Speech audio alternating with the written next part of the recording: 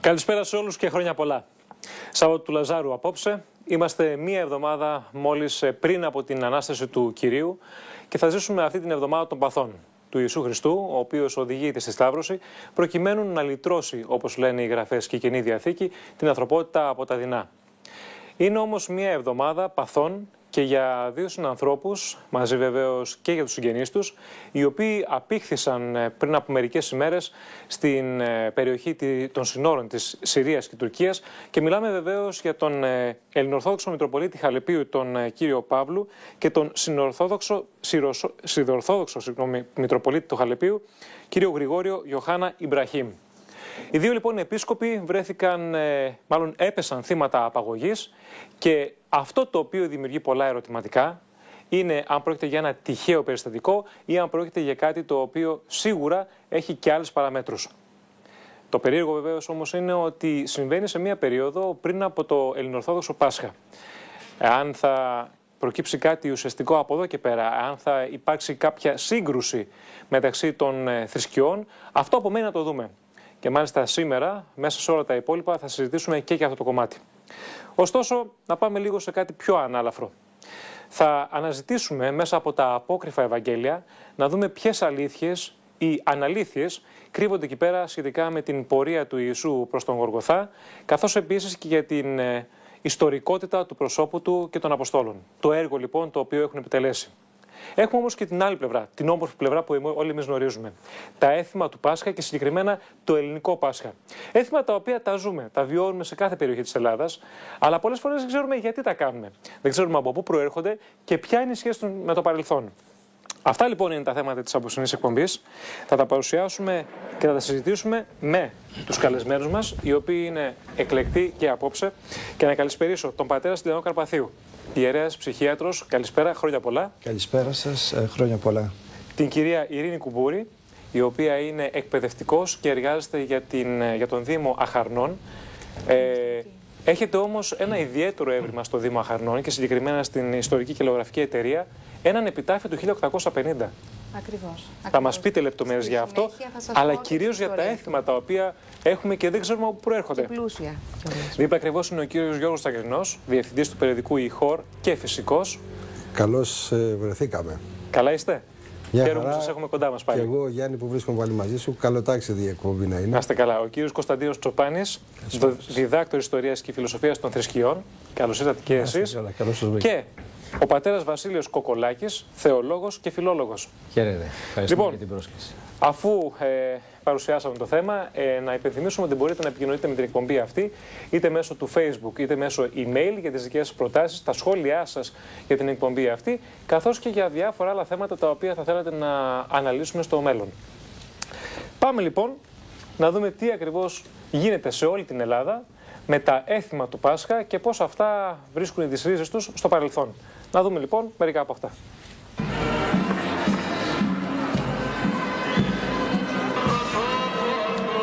Η δεύτερη μεγάλη γιορτή της Ορθοδοξίας, το Πάσχα, γιορτάζεται σε κάθε γωνιά της Ελλάδας με μοναδικό τρόπο. Έθιμα και παραδόσεις ζωντανεύουν και λογογραφικές εκδηλώσεις πραγματοποιούνται σε ολόκληρη την περιφέρεια. Το βάψιμο και το τσούγκρισμα των αυγών, η περιφορά του επιταφείου στους δρόμους και η μεταφορά του Αγίου Φωτός από την εκκλησία στο σπίτι είναι ο κοινός παρονομαστής. Η κάθε περιοχή όμως έχει έναν τρόπο που γιορτάζει τόσο τα πάθη όσο και την Ανάσταση. Στις Μέτρες της Θράκης τα παιδιά φτιάχνουν το ομοίωμα του Ιούδα και το περιφέρουν στα σπίτια, ζητώντας κλαδιά για να τον κάψουν την επόμενη στον επιτάφιο. Τη Μεγάλη Παρασκευή η πομπή του επιταφείου σταματά έξω από ένα παρακλήσι, όπου εκεί βρίσκεται έτοιμη η φωτιά για να καεί ο Ιούδας. Τη στιγμή που ο ιερέας διαβάζει το σχετικό Ευαγγέλιο, ανάβουν τη φωτιά και καίνε το ομοίωμα. Αργότερα θα πάρουν μια χούφτα από εκείνη τη στάχτη και θα τη ρίξουν στα μνήματα.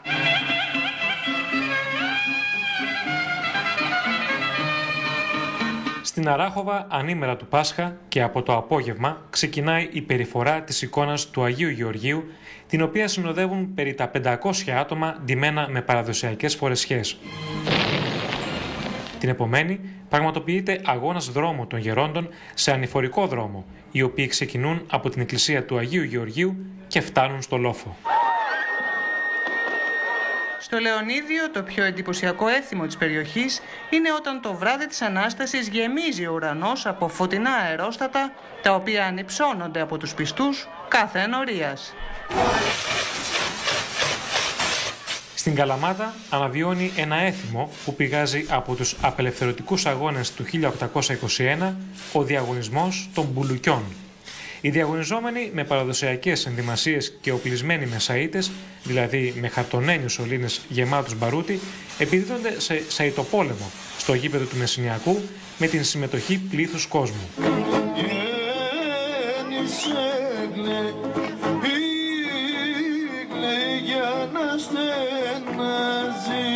Στην Κύθνο, το πιο εντυπωσιακό έθιμο του νησιού είναι αυτό της Κούνιας. Την Κυριακή του Πάσχα, στην πλατεία του νησιού στείνεται μία κούνια, στην οποία κουνιούνται αγόρια και κορίτσια ντυμένα με παραδοσιακές στολές.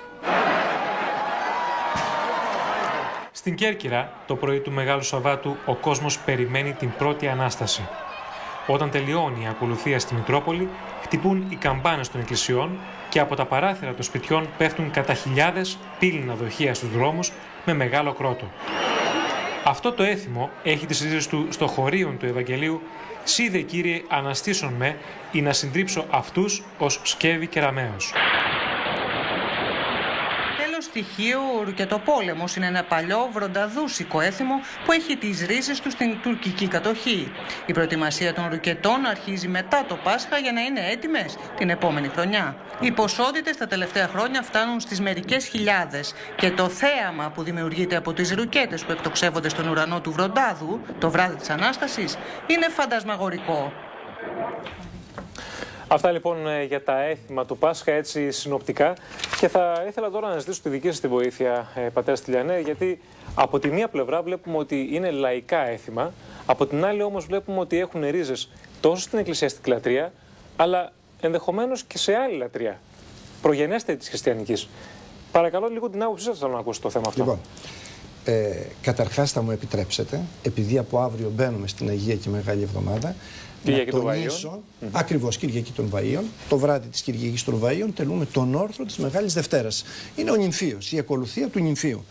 Θα ήθελα να τονίσω λοιπόν ότι η Μεγάλη Εβδομάδα είναι ένας ζωντανός διάπλος προς το Γολγοθά. Εκεί όπου ο πόνος, εκεί όπου το πάθος, εκεί όπου η οδύνη του Υιού του Θεού, εκεί όπου αν θέλετε ο ζωτικός χώρος της σωτηρίας του ανθρώπου, ο οποίος φυτεύθηκε για να είναι αϊθαλής στον αιώνα. Ο Χριστός κομίζει με το πάθος του και την Ανάστασή του το μόνο κενό υπό τον ήλιο, που δεν μπορεί να το φτύρει. Αυτό είναι άλλωστε και το μεγάλο νόημα του Πάσχα, καμιά φυσική δύναμη. Γιατί είναι πέρα από κάθε νομοτέλεια και πέρα από κάθε αναγκαιότητα. Ο Χριστός ήρθε για να μας δώσει ζωή αιώνια και μακαρία. Θα το συζητήσουμε επί λοιπόν του θέματος αυτού. Θέλω λίγο όμως να μου τοποθετηθείτε επί του ζητήματος των εθήμων. Μάλιστα. Λοιπόν, τα έθιμα οπωσδήποτε είναι σχήματα. Είναι σύμβολα. Και τα σχήματα και τα σύμβολα τα παίρνουμε βεβαίως και από το παρελθόν, δεν είναι αποκρουστέα, αλλά τους δίνουμε ένα άλλο νόημα και ένα άλλο περιεχόμενο. Μια άλλη μορφή, μια άλλη ονομασία. Όχι, η μορφή είναι η ίδια, ναι, αλλά το περιεχόμενο είναι διαφορετικό. Επί παραδείγματι, εγώ άκουσα προηγουμένως και θα ήθελα να το τονίσω αυτό για το κάψιμο του Ιούδα. Κάτι για το οποίο διαφωνώ πλήρως και απολύτως. Εγώ θα ήθελα στους ανθρώπους να πω ότι εκείνο το οποίο πρέπει να κάνουμε και ενδεχομένως αυτό το σχήμα των εθήμων να μας δώσει μια τέτοια αφορμή να κάψουμε τον Ιούδα μέσα μας και όχι τον Ιούδα απ' έξω μας. Αυτό έχει μια τεράστια ψυχολογική διάσταση, να μάθουμε ποιοι είμαστε, να ζούμε στη ζωή μας τη μετάνοια και όχι την μεταμέλεια, διότι η έννοια της μεταμέλειας, ο Ιούδας όπως γνωρίζουμε μετά την παράδοση του Κυρίου μας μετεμελήθη, όπως λέει το Ιερό Ευαγγέλιο. Δηλαδή τι έγινε? Είδε ότι απέτυχε και ως εκ τούτου κρατημένος, βιδωμένος κυριολεκτικά στον δεν εαυτό μετανόησε του, ουσιαστικά. δεν μετενόησε, δεν άλλαξε, απλά είδε ότι έγινε κάποιο λάθος. Έφυγε μέσα από συγκρούσεις προς την αυτοκτονία. Τώρα θα ήθελα να μου διευκρινίσετε όμως κάτι, γιατί η ιδιότητά σας είναι δυτή. Εκτός από ιερέας κληρικός, είστε και ψυχίατρος. Γι' αυτό ακριβώς το θέμα του Ιούδα έχει βαθύτατη ψυχολογική έννοια. Που θα πρέπει είναι δηλαδή μια εκτόνωση του ανθρώπου να βγάλει το κακό αυτό το οποίο έχει μέσα του, κάπως έτσι. Πέστε το έτσι, αλλά ακριβώς. Αλλά το κακό δεν βγαίνει με τα σύμβολα. Βγαίνει με τη βία, την οποία, την πνευματική, ας το πω έτσι, την καλή πνευματική βία, την οποία πρέπει να ασκήσουμε ακριβώς στον ίδιο μας τον εαυτό, με τα έννοιά μας. Να ακούσω την κυρία Κουμπούρη. Κυρία Κουμπούρη, μελετάτε πάρα πολύ τα έθιμα και θα ήθελα εδώ πέρα να τονίσω ότι αυτή τη στιγμή, σήμερα στην εκπομπή, απόψε μάλλον, εκπροσωπείτε την ιστορική και λαογραφική εταιρεία Αχαρνών. Εργάζεστε για το Υπουργείο Παιδείας όμως. Για το Υπουργείο Παιδείας, αλλά η ενασχόληση με τη λαογραφία είναι η μεγάλη μου αγάπη από πολύ μικρή. Εκεί στις Αχαρνές, τι ακριβώς έθιμα τα οποία σχετίζονται με κυρίως την περίοδο του Πάσχα, τι έχετε ακριβώς? Θα σας πω, τα έθιμα του Πάσχα έχουν πολλά κοινά στοιχεία σε όλα τα μέρη της χώρας μας. Σε εμάς έχουν ζυμωθεί από γενιά σε γενιά και με την Ορθόδοξη Χριστιανική παράδοση. Και άρα έχουν κάπου ενσωματωθεί πάνω στη Χριστιανική παράδοση. Και πιστεύω στα περισσότερα μέρη της Ελλάδας αυτό συμβαίνει. Αν και κάπου έχουν μείνει κατάλοιπα από άλλες λατρείες ίσως. Αλλά τα έθιμα μας πραγματικά βασίζονται στην πίστη μας. Ένα λοιπόν έθιμο που έχουμε, μάλιστα να ξεκινήσω από ένα στιχάκι που έχει διασωθεί, τώρα τη Σαρακοστή θα τρώμε ελιά και ψωμί, που έλεγαν οι παππούδες και οι γιαγιάδες. Προσέξτε, γιατί υπάρχει και άλλο που λέει ψωμί και ελιά και κότσο βασιλιά. Με τους βασιλιάδες είχαμε μια σχέση λίγο τατοίου, αλλά τώρα είναι μόνο ψωμί και ελιά λόγω της μόνο αυτό έμεινε, λοιπόν, μόνο αυτό έμεινε. Η Σαρακοστή λοιπόν για τους Μενιδιάτες, για τους παππούδες, εγώ θυμάμαι τη γιαγιά μου πάρα πολύ καλά, ήταν μια περίοδος ευλάβειας, θρησκευτικής ευλάβειας. Και κυλούσε όλοι μέσα σε αυτό το πνεύμα. Και όχι όπως κάνουμε τώρα τα τελευταία χρόνια μέχρι την Καθαρά Δευτέρα, την προηγούμενη μέρα της Καθαράς Δευτέρας, αλλά μια εβδομάδα νωρίτερα της Απόκρεο που έπαβε η κατανάλωση κρέατος. Οι παλιοί λοιπόν για να μετράνε, να έχουν ένα ημερολόγιο αν θέλετε για τη Σαρακοστή, συνήθιζαν να φτιάχνουν μια γυναικεία φιγούρα, την κυρά Σαρακοστή. Ναι. Από τι τη φτιάχνανε, θα σας πω, σε διάφορα μέρη της Ελλάδας τη βρίσκουμε είτε από χαρτί, στον Πόντο την έχουν σαν πατάτα που λέγεται και κουκουράς, που είναι καρφωμένα 7 φτερά από κότα, ένα φτερό για κάθε εβδομάδα. Σε εμάς υπήρχε και στη μορφή του ψωμιού. Έχουμε δηλαδή τώρα πια δεν φτιάχνεται, αλλά παλιότερα, πολύ παλιότερα είχαμε ένα ψωμί, κυρά Σαρακοστή, με ένα σταυρό στο κεφάλι, τα χέρια σταυρωμένα γιατί την περίοδο της νηστείας η νηστεία είναι σε όλα, χωρίς στόμα, διότι η νηστεία πρέπει να γίνει βασικά στις εκφράσεις και στον εσωτερικό μας κόσμο. Άρα δηλαδή το κάθε ένα έχει έναν ιδιαίτερο συμβολισμό, ο οποίος αν αναλυθεί λοιπόν φτάνουμε στο βαθύτερο νόημά του. Δεν είναι όλα τυχαία φτιαγμένα. Όχι, όχι. Τα 7 πόδια, ένα πόδι για κάθε εβδομάδα. Τα φτερά. Είναι και αυτό απλά μια παραλλαγή? Όχι, τα φτερά είναι στον κουκουρά των ποντίων. Μάλιστα. Σε εμάς το 7 είναι πόδια. Ναι. Κάθε λοιπόν εβδομάδα ο νοικοκύρης έκοβε το ένα πόδι και την τελευταία εβδομάδα το τελευταίο ποδαράκι της κυράς Σαρακοστής έμπαινε σε ένα γιορτινό ψωμί ή σε ξερά σίκα και όποιος το έβρισκε ήταν δείγμα τύχης, ας το πούμε. Όπως κάνουμε ας πούμε στη Βασιλόπιτα που βάζουμε το φλουρί κάπως έτσι. Ακριβώς. Αν με επιτρέπετε σε αυτό το οποίο λέτε, οι εβδομάδες της Μεγάλης Τεσσαρακοστής είναι 6. Η Μεγάλη Τεσσαρακοστή τελείωσε σήμερα. Αύριο έχουμε ένα μικρό διάλειμμα με την Κυριακή των Βαΐων και όλη η Μεγάλη Τεσσαρακοστή, όλες οι 6 εβδομάδες είναι η προετοιμασία για ολόκληρη την Μεγάλη Εβδομάδα. Την 7η δηλαδή άρα εβδομάδα. Το τελευταίο ποδαράκι ήταν της Μεγάλης Εβδομάδας. Ξέρετε τι μου κάνει εντύπωση? Αυτή τη στιγμή μιλάτε για κάποια σχήματα, μιλάτε για κάποια ομοιώματα, τα οποία από τη μία πλευρά έχουμε φτερά, από την άλλη έχουμε πόδια. Αυτά θυμίζουν λίγο καταστάσεις οι οποίες μπορούν να μας παραπέμπουν στον παγανισμό. Όχι, και σε καμία περίπτωση. Μισό λεπτάκι. Εγώ εκφράζω μια απορία. Μπορεί να είμαι λάθος, δεν έχει σημασία.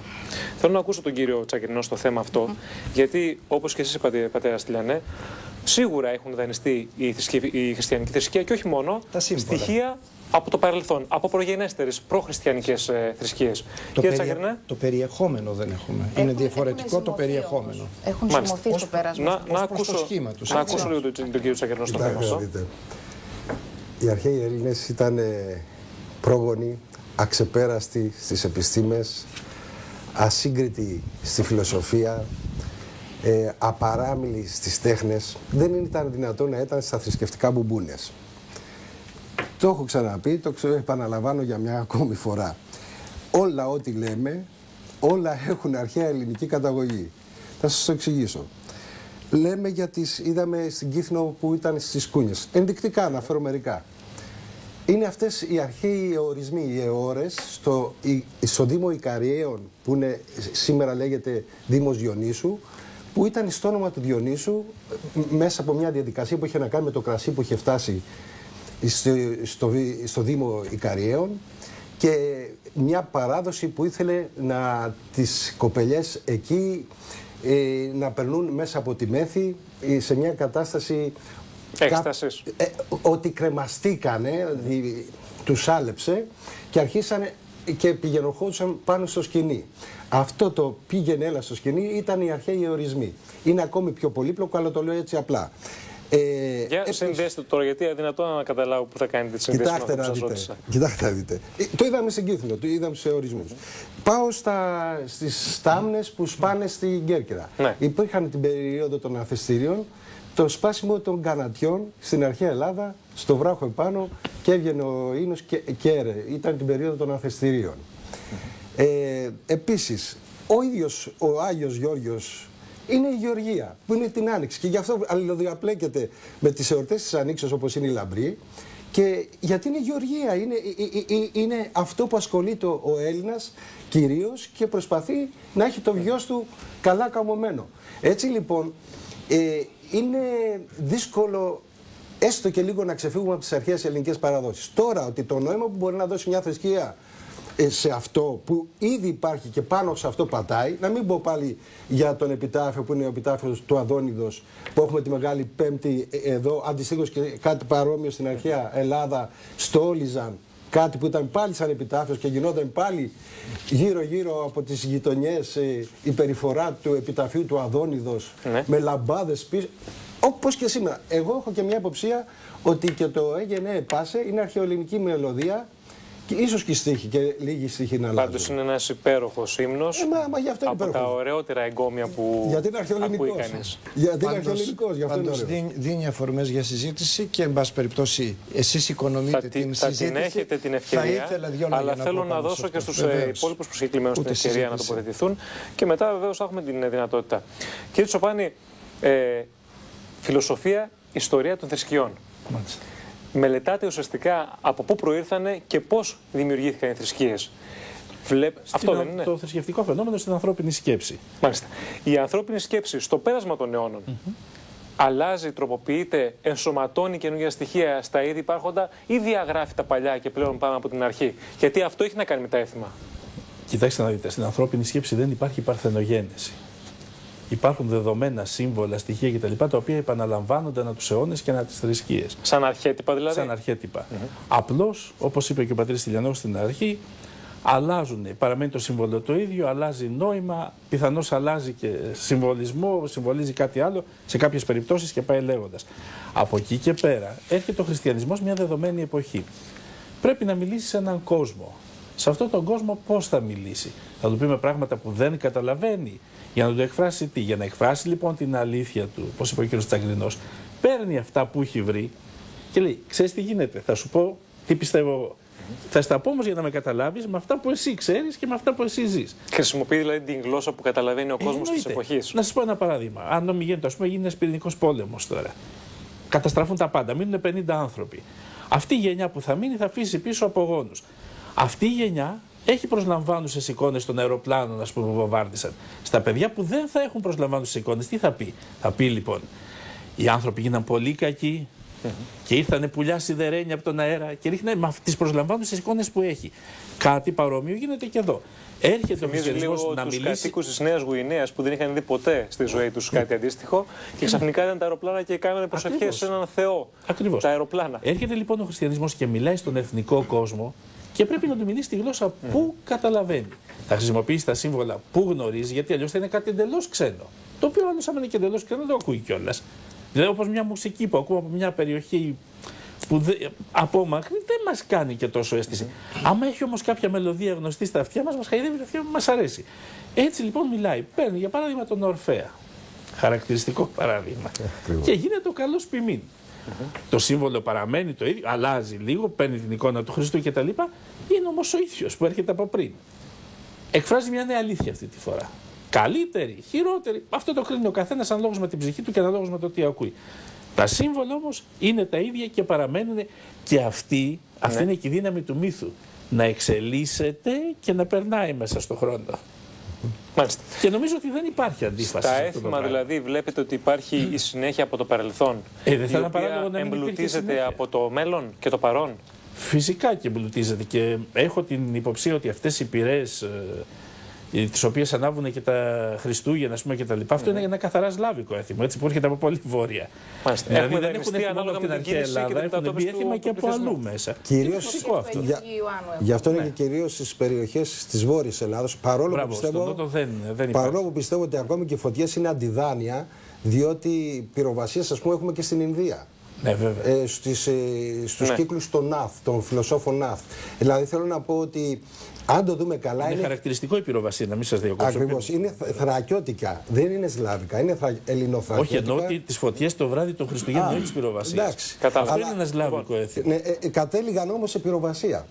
Ανάβανε φωτιές και κατέληγαν σε πυροβασία. Η πυροβασία έρχεται κλασικά από την αρχαιότητα.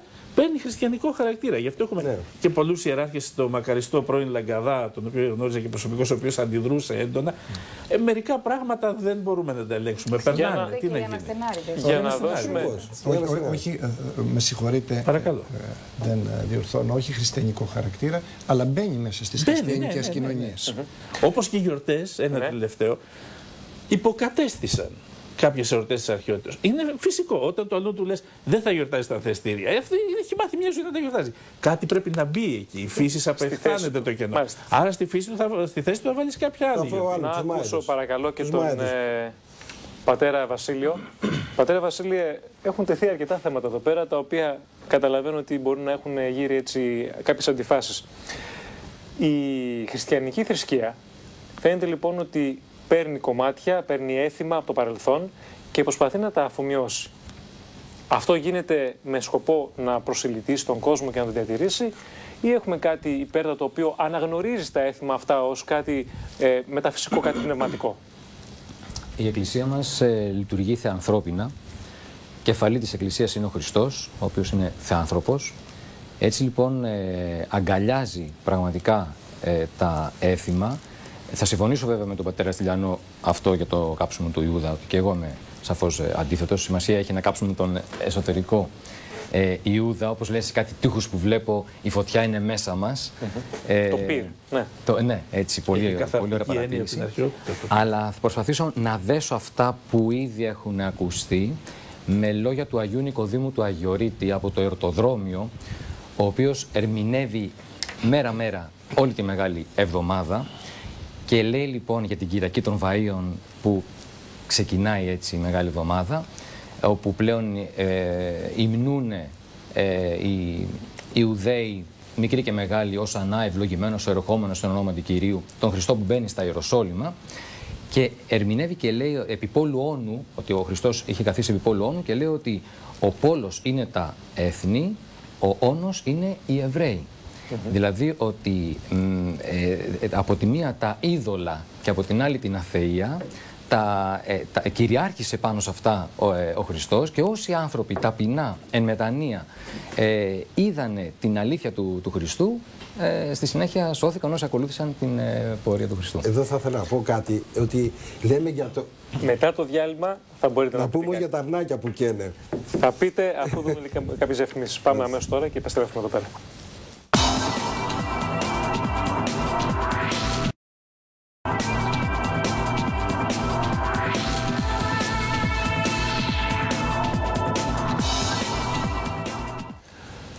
Σάββατο λοιπόν του Λαζάρου απόψε, απόκριφα Ευαγγέλια, τα πάθη του Χριστού, καθώς επίσης και η πορεία προς το Γολγοθά αυτή την μεγάλη εβδομάδα που ξεκινάει ουσιαστικά σε ένα 24 ώρα από τώρα. Είμαστε σε μια έτσι ενδιαφέρουσα συζήτηση και λέγατε προηγουμένως, κύριε Τσακυρνέ, για τα αρνάκια τα οποία σουβλίζονται εν ώψη του Πάσχα. Αυτό είναι φοβερό, διότι λέμε για το κάψιμο του Ιούδα και σωστά ο πατέρας Καρπαθίου είπε ότι πρέπει να κάψουμε τον Ιούδα μέσα μας, συμβολικά. Εγώ θα έλεγα λοιπόν να κάψουμε το λύκο μέσα μας και να αφήσουμε τα αρνάκια ήσυχα. Διότι κάποιες εκατοντάδες χιλιάδες αρνιά σε αυτό το, κατά τη γνώμη μου, πολύ βάρβαρο και πολύ ακραίο έθιμο, εγώ καταδικάζω τη ζωοθυσία και στην αρχαία Ελλάδα. Δεν καταλαβαίνω ούτε αρχαία Ελλάδα, ούτε αρχαίος κόσμος. Αν κατά κες θυσιάζει ζώο, είναι κάτι το οποίο όντως κάθε νοήμων άνθρωπος πρέπει να παλεύει για να σταματήσει ένα τέτοιο βάρβαρο έθιμο. Είναι όμως ο αμνός του Θεού. Και πατέρα Στυλιανέ, θέλω μια διευκρίνηση στο θέμα αυτό, γιατί πράγματι αυτό το οποίο τονίζει ο κ. Τσακυρνός φαίνεται ότι έχετε σε αντιπαράθεση με αυτό το οποίο λέμε ο καλός χριστιανός που δεν πειράζει κανέναν. Εξηγήστε το παρακαλώ αυτό. Δεν είναι έθιμο εκκλησιαστικό. Οπωσδήποτε το Πάσχα, όπως το γνωρίζουμε μέσα από την Παλαιά Διαθήκη, που είναι εικονισμός του νέου Πάσχα, και εδώ θα πρέπει να τονίσουμε το εξής, ότι οι Εβραίοι θυσίαζαν, γιατί εδώ στο χριστιανικό Πάσχα δεν έχουμε θυσία των αμνών, κατά τον τύπο και κατά το σύμβολο του εβραϊκού Πάσχα υπάρχει ένα έθιμο. Τα τρώμε αρνί εκείνη την ημέρα. Σε πάρα πολλά μοναστήρια δεν τρώνε αρνί, τρώνε ψάρι. Διότι δεν τρώνε κρέας. Έτσι τώρα το θέμα είναι καθημερινά σφάζονται τόσα ζώα. Γιατί όμως τυχαίνει να καθιερώνεται αυτό το έθιμο και πρέπει να είναι, ας πούμε, το αμνοερήφιο. Ακριβώς έχει καθιερωθεί, διότι όπως θυμόμαστε από την Παλαιά Διαθήκη, από την έξοδο των Ισραηλιτών από την Αίγυπτο προς τη γη της Επαγγελίας, που είναι το σύμβολο της πορείας του ανθρώπου από την εδώ γη, την γη του πόνου προς την γη της ελευθερίας. Θυμόμαστε λοιπόν ότι είχαν σφάξει αρνιά, είχαν με το αίμα έτσι σημειώσει τις πόρτες για να μην περάσει ο άγγελος, ο οποίος μια αναβίωση δηλαδή όλης αυτής της πορείας. Μια συμβολική ακριβώς αναγωγή σε αυτό το γεγονός. Μετά, μόνο που έχει και πρακτική εφαρμογή. Μα καθημερινά θυσιάζονται τόσα ζώα. Το θέμα είναι να πάψουμε να είμαστε κρεοφάγοι. Στο μέτρο που είμαστε. Αυτό το λέμε, αυτό το επισημαίνουμε, και παρά το γεγονός ότι η Εκκλησία μας λέει μην τρώτε κρέας την Σαρακοστή, εμείς πάμε και τρώμε συνέχεια κρέας. Λοιπόν, εκείνο το οποίο όμως κυρίως και κατεξοχή θέλω να πω και είναι σημαντικότερο, ξέρετε τι ώρα οι Εβραίοι έσφαζαν τον αμνό για να τελέσουν το Πάσχα τους? Τι ώρα? 3 η ώρα το απόγευμα. Και της Παρασκευής ή του Σαββάτου? Της Παρασκευής, έτσι. 3 η ώρα της Παρασκευής έσφαζαν τον αμνό και 6 η ώρα με την ανατολή του πρώτου αστέρος ξεκινούσε το Πάσχα. 3 η ώρα, κοιτάξτε ένα εκπληκτικό σύμβολο, ήταν η ώρα που ο Κύριος εξέπνευσε επί του Σταυρού. Αυτό λοιπόν το οποίο είπατε, ότι είναι ο αμνός του Θεού, είναι αυτό ακριβώς το σύμβολο του Κυρίου μας ως αμνού, αμόμου, ακάκου και ούτω καθεξής, πώς το χρησιμοποιούσαν χωρίς πραγματικά να βλέπουν αυτό το οποίο έκαναν οι Εβραίοι εκείνη την ώρα. Θα ήθελα να τονίσω. Με συγχωρείτε λίγο. Συγγνώμη λίγο. Υπάρχει συνείδηση σε αυτό το έθιμο, δηλαδή γίνεται συνειδητά, απόλυτα η επιλογή της ώρας του ζώου? Όχι. Αυτό ήταν ενταγμένο μέσα στην εβραϊκή παράδοση. Και εκείνη ακριβώς την ώρα, χωρίς να το κατανοούν, ήταν η ώρα κατά την οποία εξέπνευσε ο Χριστός πάνω στο Σταυρό. Δηλαδή, τελούσαν την θυσία, γιατί εκεί έχουμε πράγματι θυσία, κύριε Τσακυρνέ. Και μάλιστα με τελετουργικό τρόπο. Ακριβώς. Εκείνη την ώρα τελούσε πλέον την πραγματική θυσία υπέρ της του κόσμου ζωής και σωτηρίας ο ίδιος ο Κυριός μας. Όμως, επειδή υπάρχουν κάποιες διαφωνίες με τον κύριο Τσακυρνό, επιτρέψτε μου μισό λεπτό. Το πρώτο θέμα, δεν θα διαφωνήσω καθόλου ότι μέσα από τους πατέρες της Εκκλησίας μας ο Πλάτωνος πολλές φορές καλείται θείος Πλάτων, παρά τα πολλά λάθη του τα οποία έχει. Μάλιστα ένας σκληρός ευγονιστής, ξέρετε, ο Πλάτωνος, έτσι. Σκληρότατος ευγονιστής, κύριε Τσαγκρίνε. Δεν είναι τα αρνάκια τα οποία θυσιάζουμε. Αυτός θυσίαζε ανθρώπους ουσιαστικά όταν τους έδιωχνε εκτός πόλεως, εάν ήταν στο 5ο βιβλίο της πολιτείας. Στο 5ο βιβλίο της πολιτείας μιλάει λίγο να το διευκρινίσουμε, να μην αφήνουμε κρεμότητες. Στο 5ο βιβλίο λέει το εξής. Αν η γυναίκα είναι πάνω από 40 και ο άνδρας πάνω από 45, τα παιδιά δεν θα πρέπει, ήταν η ιδανική του πολιτεία, έτσι, δεν εφαρμόστηκε πρακτικά. Τα παιδιά δεν θα τα αφήσετε στην πολιτεία, αλλά θα τα βγάλετε έξω από την πολιτεία. Εν πάση περιπτώσει. Κοιτάξτε όμως τι ωραίο πράγμα. Μισό λεπτάκι. Παρακαλώ, συγγνώμη λίγο, θέλω να ακούσουμε τοποθέτηση για το θέμα αυτό. Για να μην προκύψει κάτι. Στο 5ο βιβλίο της πολιτείας ο Πλάτων, το μισό περίπου 5ο βιβλίο της πολιτείας, στο μισό περίπου 5ο βιβλίο της πολιτείας μιλάει για τη δόξα του ελληνισμού, για όλους τους Έλληνες, για το τι είναι Ελλάδα, για το πώς πρέπει να είναι οργανωμένες οι ελληνικές πόλεις. Επί του θέματος, κύριε Επί του θέματος. Λοιπόν, να τελειώσουμε με τον Πλάτωνα πρώτα. Έχει ευγονισμό. Δεν έχει ευγονισμό. Θα βάζουμε κλήρο και θα φροντίζουμε, λέει, αυτό λέει μόνο, ότι θα φροντίζουμε στον κλήρο κάπου να είναι στημένος. Το λέω καθαρά τι σημαίνει. Να είναι λίγο στημένος ο κλήρος, να πέφτουν οι όμορφες κοπέλες και έξυπνες με μορφωνιούς άντρες και έξυπνους. Με συγκεκριμένα. Αυτό λέει μόνο ο Πλάτωνας. Όχι, συγκεκριμένα. Όχι, να σας λέω και σε ποια βιβλία το λέει. Δηλαδή από το 10 βιβλία της πολιτείας, σας λέω ακριβώς σε ποιο βιβλίο το λέει. Είναι το 5ο βιβλίο της πολιτείας. Στο 5ο βιβλίο, λοιπόν. Και επειδή το έχω δουλέψει μέσα στη διατριβή μου. Και εγώ το έχω δουλέψει μέσα στη ζωή μου. Το έχω δουλέψει μέσα στη ζωή μου. Δεν λέει πουθενά ο Πλάτωνας να διώχνουμε. Λέει έτσι ότι θα παίρνουμε τα παιδιά μαζί, είναι φεμινιστής, θέλει και τις γυναίκες να έχουν ίσα δικαιώματα. Βεβαίως δεν τα λέμε αυτά. Είναι ο μοναδικός φιλόσοφος. Εγώ είπα ότι είναι ευγονιστής. Ευγονιστής δηλαδή τι σημαίνει. Πολλοί πατέρες της Εκκλησίας τον θεωρούν και τον ονομάζουν ως θείον Πλάτωνα, γιατί πήραν ακριβώς σχήματα. Πήραν σχήματα και από τον Πλάτωνα και από τον Αριστοτέλη για να ενσωματώσουν μέσα στα σχήματα αυτά, όπως πολύ ωραία ελέγχθηκε προηγουμένως, να ενσωματώσουν τι? Την αλήθεια πλέον της ζωής, όπως την έφερε ο Χριστός στον κόσμο. Θα μου επιτρέψετε, γιατί είναι ιδιαίτερα ωραίο και σημαντικό και για τις ημέρες αυτές, ένα εκπληκτικό κείμενο του Πλάτωνα που αναφέρεται και το θεωρεί η Εκκλησία μας. 3 γραμμούλες είναι. Αν είναι 3 γραμμές, ναι. Αν είναι λίγο παραπάνω. Και σε μετάφραση. Αυτός, λέει, ο οποίος θα έρθει για να στώσει στον κόσμο, είναι γυμνοτέος από όλα, κανένα δεν αναδικεί, αλλά αντίθετα θεωρεί την αδικία στην μεγαλύτερη δόξα του. Μένει αμετάθετος στην αρετή μέχρι θανάτου, αν και κατακρίνεται ως βέβηλος και άδικος. Έτσι ο δίκαιος θα μαστιγωθεί, θα στρεβλωθεί, θα δεθεί, θα τραυματιστεί και στο τέλος θα σταυρωθεί. Προφητεύει ουσιαστικά τον Κύριο. Αυτό είναι για τον Σοκράτη. Κύριε Καρπαθίου, το λέει, είναι σπόντα του Πλάτωνα για τον δάσκαλό του, τον οποίο τον είχαν καταδικάσει και το κόλλο. Δεν συνέβησαν αυτά. Αυτά δεν συνέβησαν στο Σοκράτη, κύριε Τσαγκρίνη. Φυσικά λέει αυτό. Περιγράφει ακριβώς το θάνατο του δασκάλου του και είναι μια σπόντα καθαρή για τον Σοκράτη.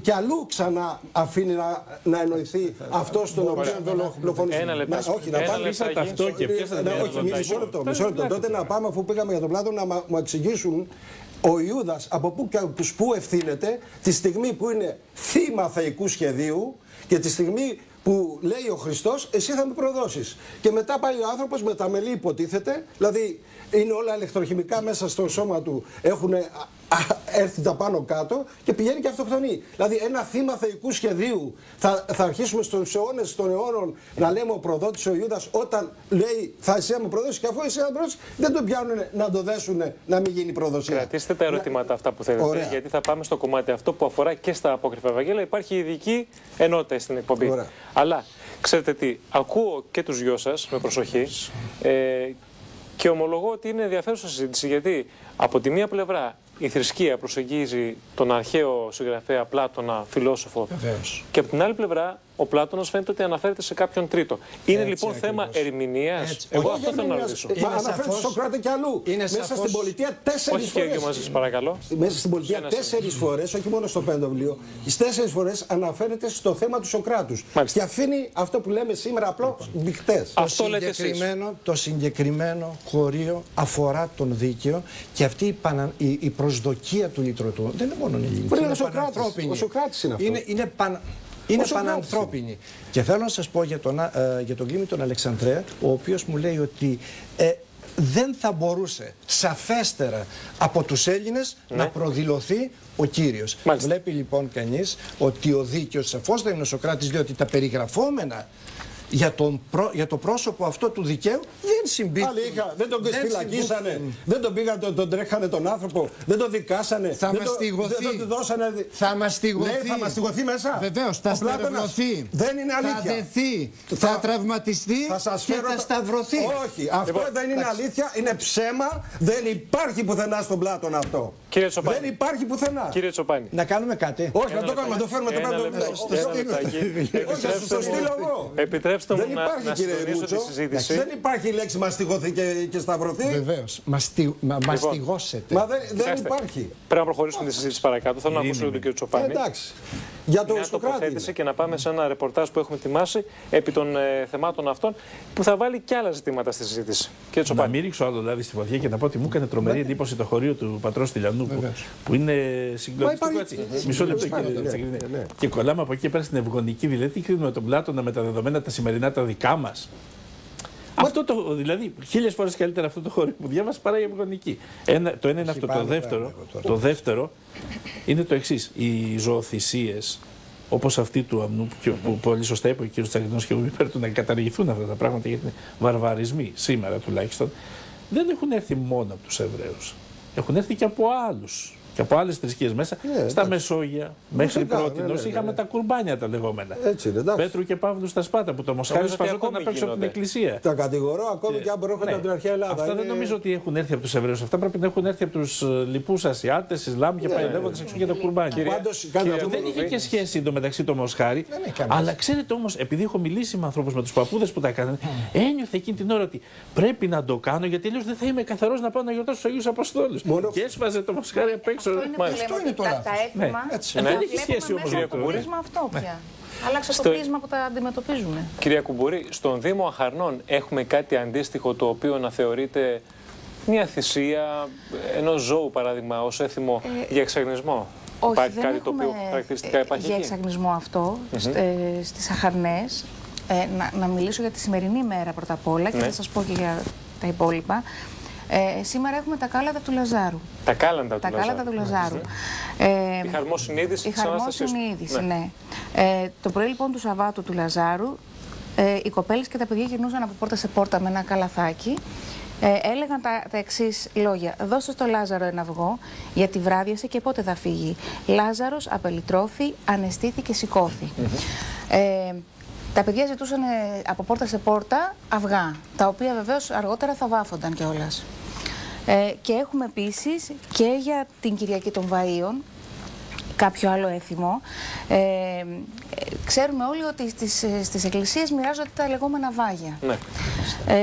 Οι Μενιδιάδες λοιπόν έπαιρναν τα βάγια από την Κυριακή των Βαΐων μαζί με βασιλικό και επειδή σε εμάς το ζύμωμα, ο κύκλος του ψωμιού, του σταριού είναι μέρος της ζωής μας, αιώνες τώρα, όταν οι νοικοκυρές ήθελαν να ζυμώσουν με έναν, ας το πούμε, θαυματουργικό τρόπο, όταν ακουμπούσαν τα βάγια πάνω στο νερό και το αλεύρι, φούσκωνε το ζυμάρι. Σαν λοιπόν, μαγιά δηλαδή. Ναι, είναι το προζύμι που λέμε.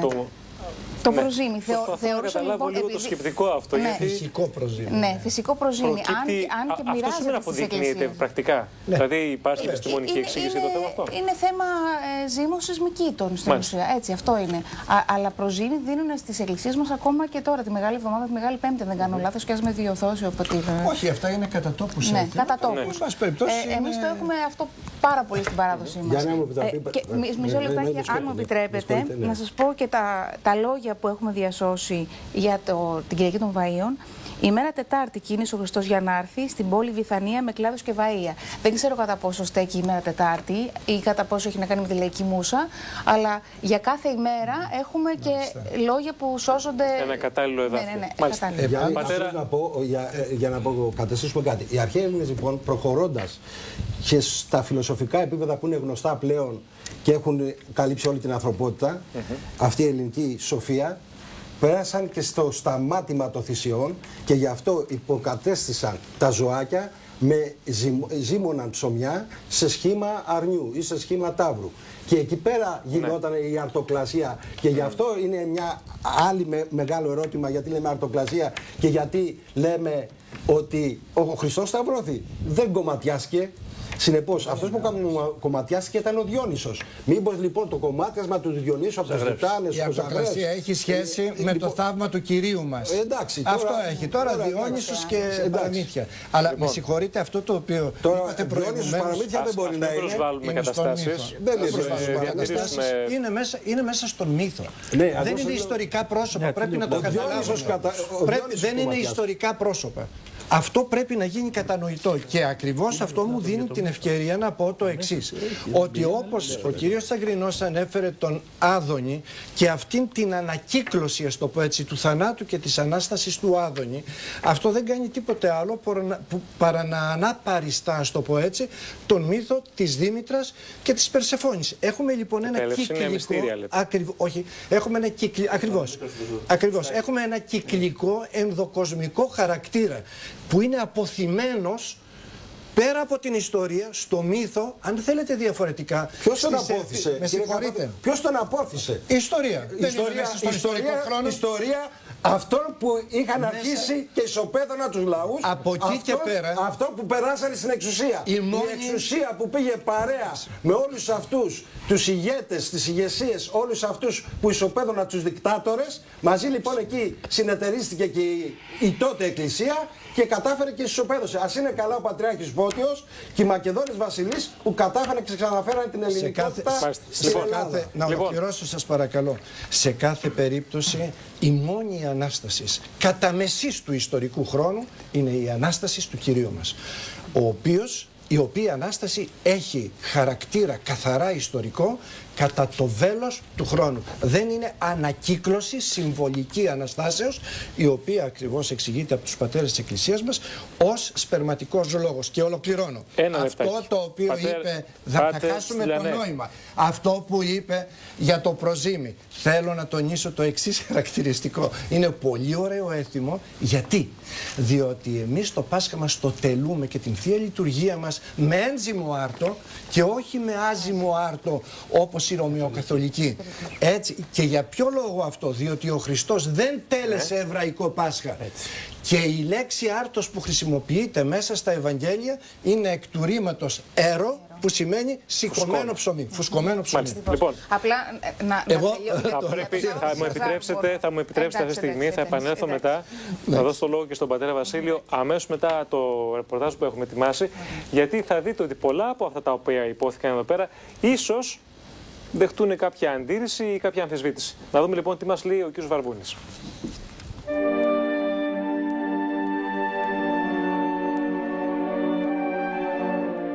Κύριε Βαρβούνη, οδεύουμε πλέον προς την Μεγάλη Εβδομάδα, την Εβδομάδα των Παθών του Ιησού, και σε όλη την Ελλάδα υπάρχουν παραδοσιακά έθιμα που έχουν μια ιστορία. Ποια είναι λοιπόν τα έθιμα αυτά και πώς προκύπτουν, αλλά και ποιος είναι ο συμβολισμός τους? Είναι πολλά τα έθιμα αυτά και οι πηγές τους είναι κατά βάση δύο. Η μία πηγή είναι τα γεγονότα, τα εκκλησιαστικά και τα θρησκευτικά, όπως περιγράφονται μέσα από τις πηγές, τα Ευαγγέλια, ή όπως γιορτάζονται μέσα από τις εκκλησιαστικές τελετουργίες και ακολουθίες. Και η δεύτερη πηγή τους είναι τα έθιμα της Ανάστασης, τα οποία σχετίζονται με τον κύκλο του σταριού και την άνθηση, την ανοιξιάτικη, η οποία έρχεται. Τελετουργία της Ανάστασης και η ιδέα της Ανάστασης υπάρχει και σε πολλές προχριστιανικές θρησκείες. Και στον παγανισμό, δηλαδή προκύπτει και μέσα από εκεί. Βέβαια.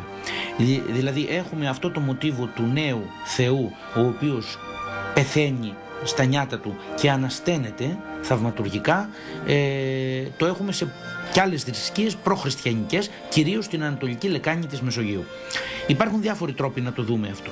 Ο ένας τρόπος είναι αυτό που λέει η Εκκλησία. Η Εκκλησία λέει ότι είναι η σπερματική διδασκαλία. Δηλαδή ότι ο Θεός, θέλοντας να προετοιμάσει τον κόσμο για το μυστήριο της Θείας Οικονομίας και της σωτηρίας του ανθρώπου, το οποίο θα ερχόταν με την ενανθρώπιση και το πάθος του Ιησού Χριστού, έδωσε ορισμένα ψήγματα τέτοια σε παλιότερες θρησκείες, ώστε οι άνθρωποι ψυχολογικά και ιδεολογικά να προετοιμαστούν για τη μεγάλη αποκάλυψη που θα ερχόταν.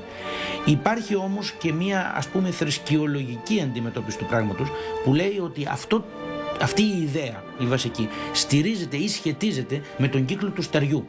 Δηλαδή η ιδέα πεθαίνω και ανασταίνομαι.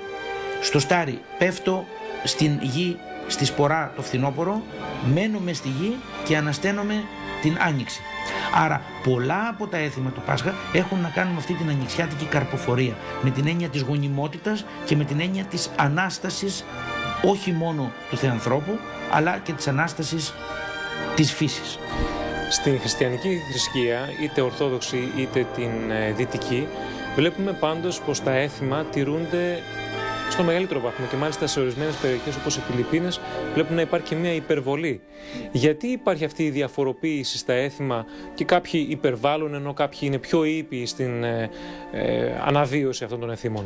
Διότι η φύση των ανθρώπων δεν είναι παντού η ίδια. Τα έθιμα είναι ανάλογα με τη φύση των ανθρώπων. Ναι, μεν ο χριστιανισμός, οι μεγάλες θρησκείες, ο χριστιανισμός ή το Ισλάμ, ναι, μεν έχουν επεκταθεί σε διαφορετικά μήκη και πλάτη της γης, σε διαφορετικές φυλές, σε διαφορετικούς ανθρώπους, πλην όμως κάθε φυλή έχει τα δικά της χαρακτηριστικά. Σχετίζεται ειδικά το έθιμο των Φιλιππίνων, όπου κάποιοι μαστιγώνονται, άλλοι σταυρώνονται, με τον λεγόμενο χριστιανοεθνικισμό?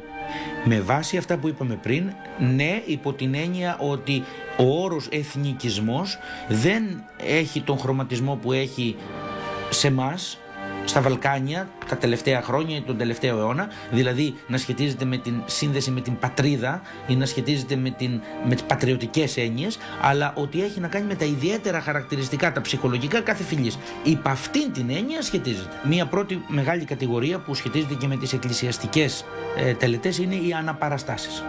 Ο Σταυρός, ο Εσταυρωμένος που βγαίνει το βράδυ της Μεγάλης Πέμπτης, αναπαριστά. Είναι μια εικόνα ουσιαστικά του Σταυρωμένου Χριστού. Ο επιτάφιος αναπαριστά τον Χριστό ο οποίος έχει μπει στον τάφο. Η Ανάσταση αναπαριστά τον Χριστό ο οποίος έχει αναστηθεί. Αυτές λοιπόν οι αναπαραστάσεις, οι οποίες είναι πολύ ζωντανές, και ακριβώς επειδή είναι πολύ ζωντανές και σχετίζονται και με την υμνογραφία και σχετίζονται με τα δρόμενα, τα εκκλησιαστικά, με την έννοια των τελετών που είναι μοναδικές αυτές τις μέρες, δημιουργούν μια αντίστοιχη ψυχολογική κατάσταση στο λαό ο οποίος παρακολουθεί. Συγκίνηση, φόρτιση, το βασικό έθιμο των ανθοστολισμών. Επικρατεί ο ανθοστολισμός. Ο Σταυρός του Χριστού διακοσμείται με λουλούδια. Ο επιτάφιος κατεξοχήν διακοσμένος με λουλούδια. Οι Αναστάσεις το ίδιο. Λουλούδια που επαναδιανέμονται. Δηλαδή θεωρείται ότι ευλογούνται επειδή μπαίνουν πάνω σε μια ιερή αναπαράσταση, όπως είναι ο επιτάφιος ή όπως είναι ο Σταυρός, ότι παίρνουν κάτι από τη δύναμή τους και κατόπιν αναδιανέμονται, δίνονται πάλι πίσω στους πιστούς για να τα χρησιμοποιήσουν σε μια σειρά από πράξεις. Τα βάζουν στο εικονοστάσι, θυμιάζουν με αυτά τους άρρωστους, τα καίγανε έξω σε ώρες καταιγίδας για να κοπάσει καταιγίδα κλπ. Το ίδιο συμβαίνει για παράδειγμα με τις λαμπάδες του επιταφείου. Αυτή είναι μία κατηγορία.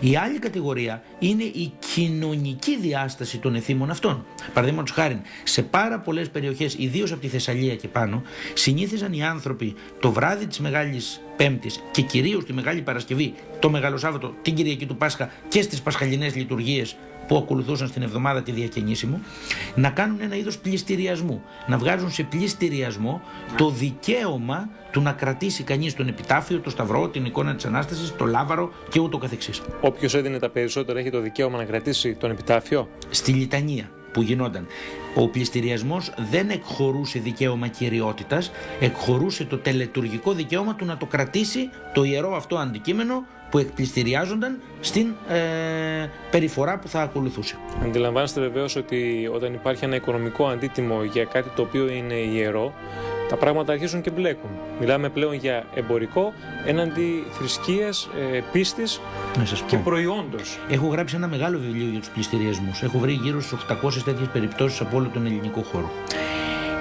Δεν είναι έτσι. Είναι έτσι όπως το λέτε όταν το δούμε στα πλαίσια της σημερινής μας κοινωνίας.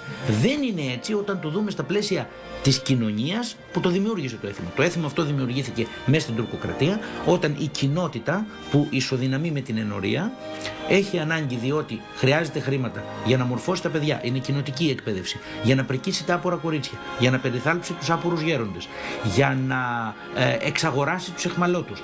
Αυτά δεν γίνονται με κρατική μέριμνα, δεν υπάρχει η έννοια τότε της δημόσιας περίθαλψης.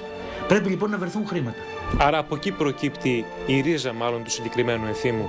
Από εκεί προκύπτουν πολλά οικονομικά έθιμα που σήμερα πάμε σε μια εκκλησία και αγανακτούμε γιατί βγαίνει δίσκος, γιατί πουλιέται το ένα, γιατί πουλιέται τ' άλλο. Αν τα δούμε όμως αυτά στην ιστορική τους προοπτική, είναι απολύτως δικαιολογημένο. Έκαναν λοιπόν περιφορές δίσκων, αλλά κάποιοι κάποια στιγμή αγανάκτησαν, δεν ήθελαν να πληρώνουν άλλο. Σκεφτήκαν λοιπόν ένα έθιμο το οποίο εκτός από συλλογή χρημάτων θα προσπόριζε ως δόλωμα στην ουσία σε αυτόν ο οποίος θα έδινε τα χρήματα και κοινωνικό γόητρο, πρεστίζ και ευλογία και όλα αυτά τα πράγματα. Και επινόησαν αυτό το πράγμα. Το οποίο το ευλογούν οι επίσκοποι όσο είναι η τουρκοκρατία, και όταν σταματάει πια η τουρκοκρατία και οι διάφορες περιοχές εντάσσονται στο ελεύθερο ελληνικό κράτος, οι επίσκοποι λένε φτάνει μέχρι εδώ, δεν χρειάζεται πια να γίνεται, διότι τώρα έχουμε κράτος, και από εκείνη τη στιγμή και μετά αρχίζουν οι περισσότεροι να το καταδικάζουν.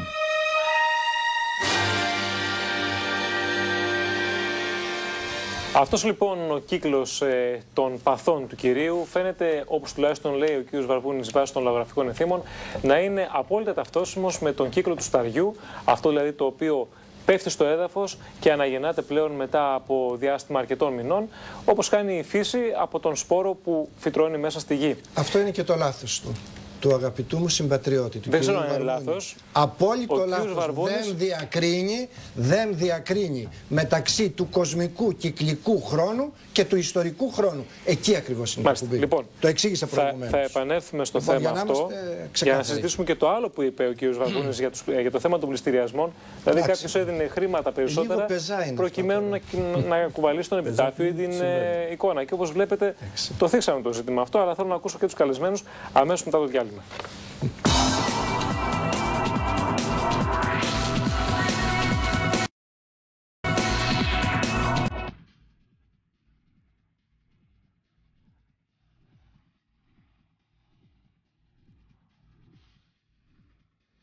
Επανήλθαμε λοιπόν εδώ πέρα στη συζήτηση στο στούντιο και μάλιστα σας λέω ότι στο διάλειμμα έβλεπα έτσι μια έντονη επιθυμία από τους παρευρισκόμενους να σχολιάσουν το βίντεο και μάλιστα τα όσα υπόθηκαν από τον κύριο Βαρβούνη. Συγκεκριμένα τόσο για τον κύκλο του Σταριού, ο οποίος φαίνεται να ταυτίζεται με την πορεία του Ιησού προς τον θάνατο και την Ανάστασή του, αλλά και για το θέμα του εθήμου του πληστηριασμού. Πλήρωνε κάποιος χρήματα ή τουλάχιστον έδινε όσα περισσότερα προκειμένου να πλειοδοτήσει, έτσι ώστε να κουβαλήσει τον επιτάφιο, να κουβαλήσει μια εικόνα της Ανάστασης, θεωρώντας το τιμή. Θέλω λοιπόν τη δική σας την παρέμβαση, πατέρα Βασίλεια, και να τοποθετηθείτε επ' αυτού, γιατί φαίνεται ότι είναι ένα εμπορικό έθιμο πιο πολύ, αν και το διευκρίνησε τουλάχιστον λαογραφικά ο κ. Βαρβούνης περί τουρκοκρατίας. Ναι. Σήμερα όμως στην Εκκλησία εξακολουθούμε να βγάζουμε δίσκο. Εξακολουθούμε, παράδειγμα, να συλλέγουμε χρήματα εν ώρα λειτουργίας. Ναι. Έχει σταματήσει η τουρκοκρατία όμως, Ναι. Νομίζουμε. Νομίζετε. Ο λόγος που γίνεται αυτό είναι επειδή δεν είμαστε μόνο πνεύματα, αλλά έχουμε και σώματα. Και η κάθε εκκλησία για να συντηρήσει τον ναό, τον ίδιο τον ναό, για να πληρώσει κάποιες ζημιές, για να πληρώσει τον ψάλτη, τον νεοκόρο ή τους νεοκόρους, τους ψάλτες, για να γίνουν κάποια, να μην τα πούμε τώρα έτσι με κάθε λεπτομέρεια. Εντάξει, καταλαβαίνουμε το λειτουργικό κομμάτι, το κατανοούμε αυτό το πράγμα. Οι καλοπροαίρετοι χριστιανοί, εγώ αυτό προσέχω, με όλη τους την καρδιά δίνουν αυτό που δίνουν αγόγγιστα. Αγόγγιστα. Αυτοί οι οποίοι κάποιες φορές θα πούνε ένα σχόλιο δυσμενές είναι συνήθως άνθρωποι οι οποίοι έρχονται μια φορά στις τόσες στην εκκλησία και δεν έχουν, οι άνθρωποι εν αγνία τους δεν έχουν συνειδητοποιήσει τις ανάγκες μιας εκκλησίας. Εμείς, τι γίνεται, ο κόσμος, ο πολίτης, τι γίνεται, όταν έρχεται ας πούμε, μια μεγάλη εβδομάδα ή Χριστούγεννα στην εκκλησία και βλέπει μια λαμπρή εκκλησία να λειτουργούν όλα άψογα, είναι φυσικό επόμενο να μπαίνει το μυαλό ότι ξέρεις, για να φτάσουμε εδώ σε αυτό το επίπεδο έχουν πληρωθεί άνθρωποι. Έχουν καλυφθεί λειτουργικές δαπάνες, να το πούμε έτσι απλά. Απλά ξέρετε ποιο είναι το ζήτημα. Δεν καταπιέζει ποτέ η Εκκλησία να πει ότι δεν και καλά θα δώσετε. Όποιος θέλει. Οπότε γιατί να γίνεται λόγος αρνητικός για αυτό το θέμα. Γιατί ήταν μια εμπορευματοποίηση τουλάχιστον την εποχή εκείνη για κοινοφελείς σκοπούς. Αυτό σαφώς δεν είναι σωστό. Το αντιλαμβανόμαστε αυτό το πράγμα. Ναι. Να ρωτήσω κάτι. Θέλω να ακούσω εσάς, κύριε Τσοπάνη. Τα έθιμα δείχνουν μια συγκεκριμένη πορεία. Μια θρησκεία λοιπόν ακολουθεί και αφομοιώνει έθιμα του παρελθόντος. Δεν πάβει όμως να εξελίσσεται. Η εξέλιξη στη χριστιανική τουλάχιστον θρησκεία, τι μορφή παίρνει, τι αλλάζει ουσιαστικά? Μπορείτε να μας δώσετε έτσι μια εικόνα, ένα πλαίσιο? Αλλάζει το νόημα των συμβόλων, των εθήμων. Έχει μια νέα αλήθεια, ένα νέο λόγο να πει στον κόσμο και πάλι επαναλαμβάνω. Αναγεννάται δηλαδή. Αναγεννάται το έθιμο, ναι. Αναγεννάται η ίδια η Εκκλησία, η ίδια η σημασία της Εκκλησίας και της θρησκείας, γιατί είναι διαφορετικά πράγματα. Ή της θρησκείας δεν αναγεννάται, είναι η αυτή. Και αν κάποτε γεράσει θα πεθάνει. Αυτό είναι γεγονός. Αναγεννάται μέσα από την έννοια που δίνει στα σύμβολα. Ουσιαστικά αναγεννάται το σύμβολο, αναγεννάται ο μύθος, αναγεννάται η λατρεία πολλές φορές, ακόμα και εκτός εν προκειμένου του χριστιανισμού της Εκκλησίας, σε τελετουργικά τα οποία είναι πέριξ των λατρευτικών χώρων, αναγεννάται και τους δίνεται και μία νέα παράταση ζωής. Από εκεί και πέρα η Εκκλησία εξέφρασε κάποιες αλήθειες. Βρήκε, αυτή είναι η άποψή μου κύριε Τσαγκρινέ, βρήκε την ελληνική θρησκεία πεθαμένη, δεν τη σκότωσε. Ο ορφισμός ήταν η τελευταία αναβίωση της αρχαίας θρησκείας. Η άποψή μου. Θα σας πω γεγονότα και μετά, όμως. ναι, εντάξει, δεν διαφωνώ, η άποψή μου είναι. Και μετά είχαν εισβάλει μέσα όλες οι ανατολικές λατρείες. Είχε φτάσει ο κόσμος της Μεσογείου, της Αυτοκρατορίας, σε μια μεταφυσική αγωνία και ήρθε ο χριστιανισμός και έδωσε ένα καινούριο μήνυμα. Και είπε και δύο λόγια. Όλα αυτά τα πέταξε πέρα, τα οποία μετά αντίθεκε. Ήρθε το καινούριο δηλαδή έναντι του παλαιού, το παλαιό είχε πεθάνει. Είχε δημιουργηθεί μια θρησκεία του αυτοκράτορα σε όλη την αυτοκρατορία, η οποία όμως ήταν τόσο τυπική που δεν ενέπνεε και δεν είχε και καμία επαφή με το μεταφυσικό. Δεν σου έδινε καμία μέθεξη. Απλώς έπρεπε να θυσιάσει τον αυτοκράτορα για να είσαι καλός πολίτης. Ήρθε λοιπόν η Εκκλησία και λέει: ξέρετε, όλα αυτά είναι παραμύθια. Εδώ είναι ο Χριστός, ήρθε, σταυρώθηκε, πέθανε και προσευχή στον Χριστό και σώθηκε. Τελείωσε. Και έτσι ο κόσμος πίστεψε. Με τα χρόνια αρχίζουν όλα όσα υπήρχαν πριν σιγά σιγά να μπαίνουν προς τα μέσα. Η μεγάλη για μένα καμπή γίνεται με το έδεικτο των Μεδιολάνων, όταν τυπικός γίνεται, κηρύσσεται με ξεθρησκεία, ουσιαστικός ο χριστιανισμός γίνεται θρησκεία του κράτους. Από εκεί και πέρα που κάνουν τα πάντα μέσα. Λεφτά, αυτοκράτορες, εθνική, διαφθορά, οι πάντες. Γίνεται κάτι κρατικό. Και από τη στιγμή που γίνεται κρατικό, στις μέρες μας το ζούμε, πάει, γεια σας. Και αρχίζει, μισό λεπτό κύριε Τσαγκρινέ, και αρχίζουν τάσεις στην Εκκλησία ανανέωσης και επανέβρεσης του νοήματος. Π.χ. μυστικισμός, μοναχισμός, αναχωρητισμός.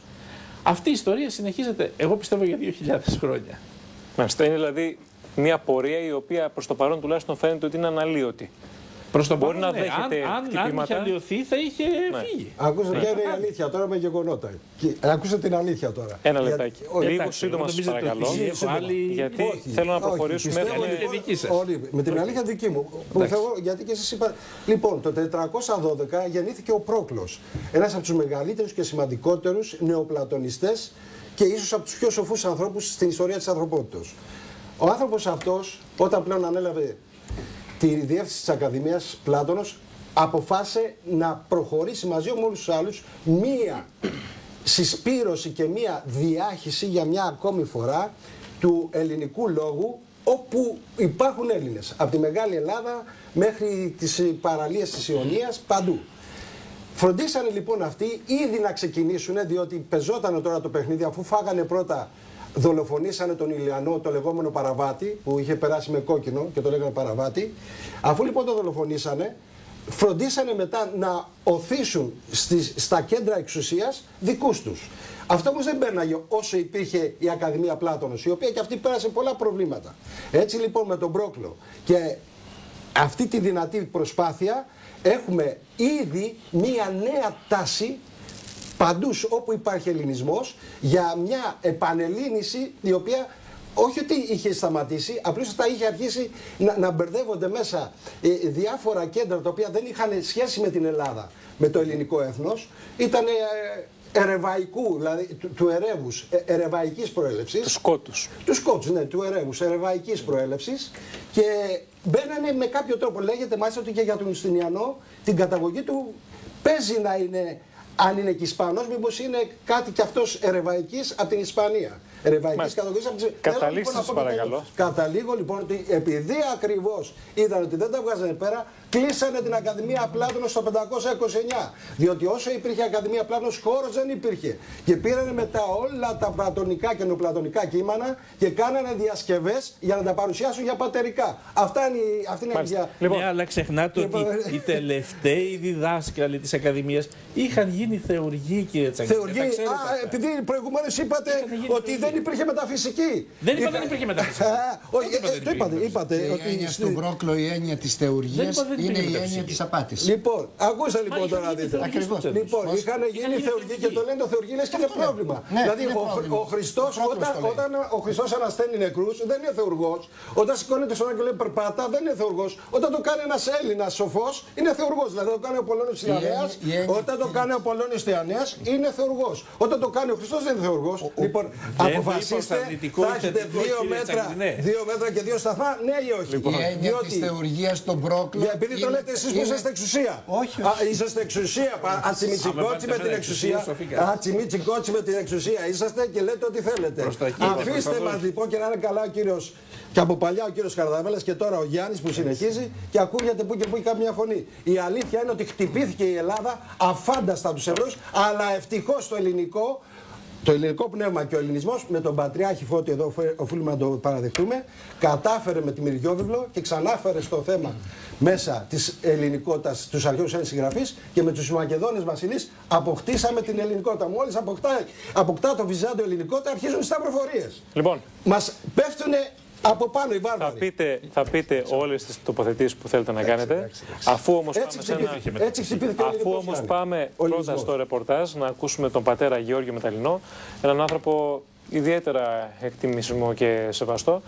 Και το θέμα είναι ότι ο ίδιος μας αποκαλύπτει μια δική του προσέγγιση για τα ζητήματα, ειδικά σε ό,τι αφορά το πρόσωπο του Ιούδα. Να ακούσουμε τι μας λέει.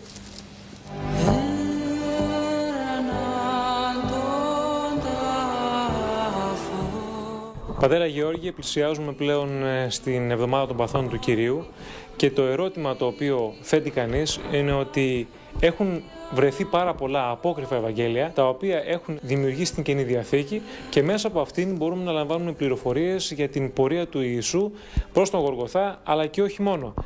Αυτά τα απόκριφα Ευαγγέλια όμως την χάνει να έρχονται σε περιόδους που είναι κοντά σε αναστάσιμες περιόδους, στο Πάσχα.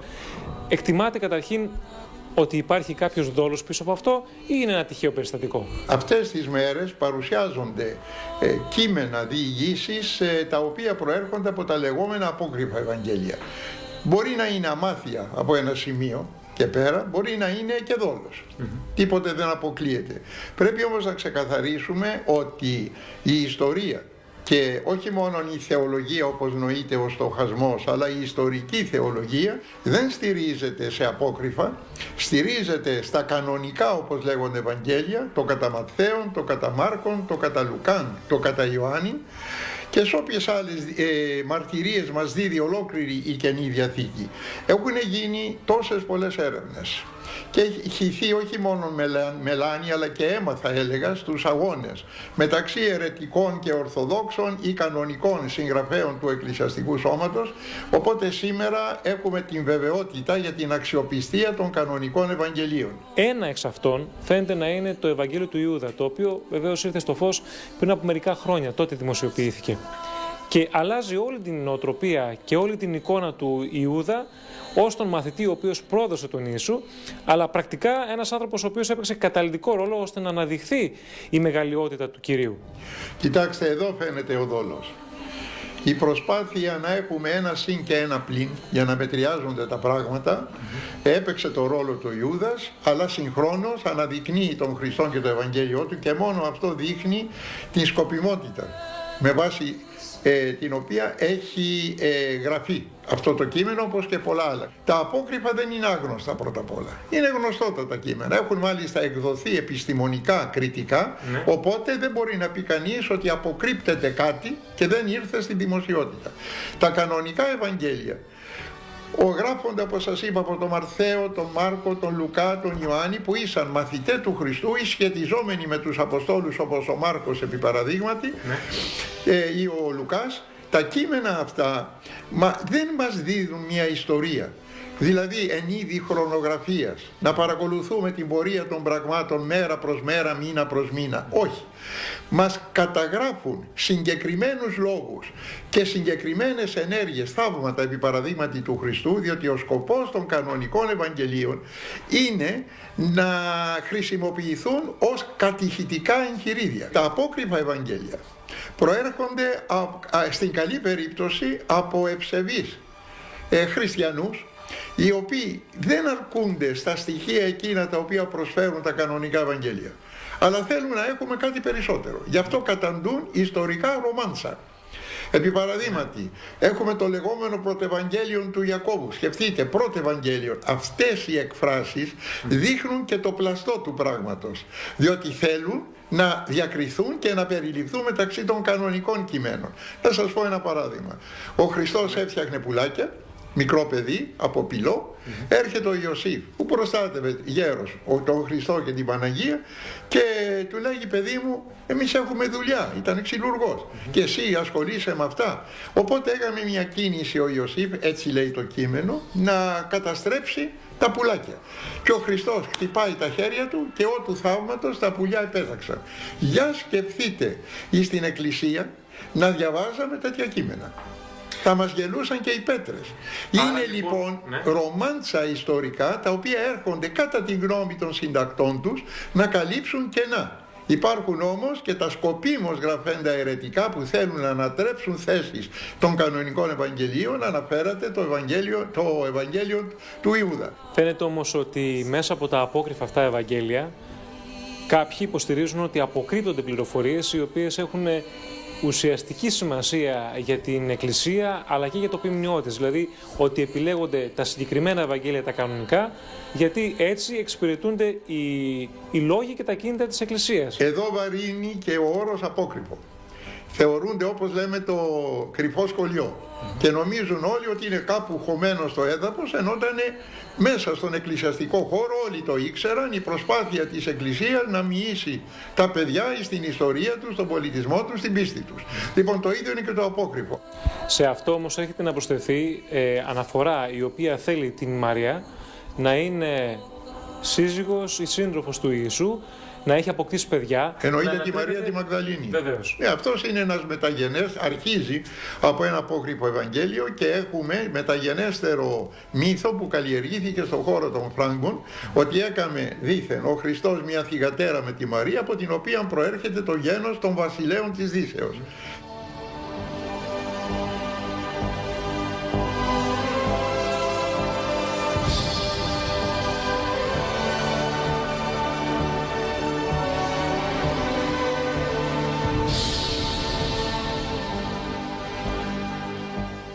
Βλέπουμε ότι υπάρχουν 12 Απόστολοι, οι οποίοι είναι απέδευτοι, είναι ψαράδες, είναι κοινοί άνθρωποι και ξαφνικά βρίσκονται να διαδίδουν το έργο και το κήρυγμα του Κυρίου σε όλα τα μήκη και πλάτη του τότε γνωστού κόσμου. Τι είναι αυτό το οποίο, αν θέλετε, πείθει τους Αποστόλους να αναλάβουν ένα τόσο βαρύ έργο, πολύ δε περισσότερο όταν ξέρουν ότι θα εκδιωχθούν, ότι θα βασανιστούν και ενδεχομένως θα πεθάνουν μαρτυρώντας για τον Ιησού. Πράγματι, και μόνο αυτό, το ότι τα 12 πρόβατα που τα ονόμασε ο Χριστός, λέει 12 πρόβατα οι μαθητές μου που εξαφανίστηκαν, μόνο οι γυναίκες είχαν την τόλμη με ανδρών φρόνημα που λέει ο Χρυσόστομος να πάνε στο μνημείο, εφοβούντο τους στρατιώτες. Και ο Πέτρος, ο παλικαράς, να το πω έτσι, ο πιο τολμηρός, όλοι κρύπτονται. Το ότι λοιπόν γίνονται από πρόβατα λεοντάρια και χύνονται σε όλο τον κόσμο είναι η μεγαλύτερη επιβεβαίωση της αλήθειας του Ευαγγελίου και κυρίως της Αναστάσεως. Δεν υπάρχει πλέον δισταγμός. Και το δεύτερο είναι το γεγονός της Πεντηκοστής. Η έλευση του Αγίου Πνεύματος. Το Άγιο Πνεύμα τους φωτίζει και τους οδηγεί. Η Ανάσταση του Χριστού είναι το δυναμογόνο στοιχείο σε όλη αυτή την πορεία. Και γι' αυτό χτυπήθηκε και χτυπιέται ακόμη η Ανάσταση του Χριστού. Ακούω συνεχώς απόψεις, αλλά κοιτάξτε, έλεγαν ότι κάποιοι μαθητές έπαθαν αυθυποβολή κλπ. Έχουμε φανέρωση του Χριστού του Αναστάντος σε 500 μαθητάς, χριστιανούς δηλαδή, δεν πιστεύω και οι 500 να έπαθαν αυθυποβολή. Η στάση των μαθητών από την σύλληψη του Χριστού μέχρι την Ανάσταση, που ήσαν κρυμμένοι στο υπερόν και εφοβούντο γάρ, εφοβούντο συνεχώς, μήπως συλληφθούν κλπ. Ο δε Πέτρος είναι χαρακτηριστικότατο. Ο Πέτρος αρνείται τον Χριστό σε ένα κοριτσάκι. Ήταν η πυρέτρια εκεί, δεν υποτιμώ κανένα, και του λέει και εσύ ήσουνε με τους μαθητές του Χριστού. Και αρχίζει, καταναθεματίζει, δηλαδή να ορκίζεται, να ομολογεί ότι ουδέμια σχέση έχω. Ένας Πέτρος. Ο Ιούδας δεν είναι τόσο κατακριτέος, διότι πρόδωσε τον Χριστό. Τι πρόδωσε? Στη νύχτα δεν είχαν ούτε φώτα, ηλεκτρικά κλπ. Για να μην δημιουργήσουν θόρυβο, ο Λουκάς λέει άτερ όχλου, χωρίς τον όχλο να τον συλλάβουμε. Και πάει ο Ιούδας που είχε το πάθος της φιλαργυρίας. Μήπως είναι σπάνιο το φαινόμενο αδελφός να σκοτώσει αδελφό για μια σπιθαμή γης? Λοιπόν, μην το αποκλείουμε. Το πάθος της φιλαργυρίας, και τους λέει εγώ θα σας τον παραδώσω. Προδίδω και παραδίδω, εδώ είναι το ίδιο πράγμα. Δηλαδή, επειδή ήξερε τον Χριστό και μέσα στο σκοτάδι μπορούσε να τον διακρίνει, λέει αυτόν που θα τον φιλήσω, αυτός είναι, πιάστε τον, να μην γίνει θόρυβος και να τον πάνε να τον δικάσουν. Αυτή είναι η προδοσία του Ιούδα. Έχω συγκρίνει σε πρόσφατη μελέτη τον Ιούδα με τον Απόστολο Πέτρο. Ο Πέτρος αρνήθηκε τον Χριστό και με τον Παύλο. Ο Παύλος εδίωκε τον Χριστό και την Εκκλησία. Ο Πέτρος, εγώ είμαι εκείνος που αρνήθηκα τον Χριστό. Αλλά, προστίθεται το αλλά. Ο Ιούδας λοιπόν, το κακό που έκανε είναι ότι αυτοκτόνησε και δεν έμεινε στη μετάνοια. Η μετάνοια είναι συμπλήρωσης του ελείποντος. Δηλαδή είναι πώς θα επανορθώσω, επανόρθωση.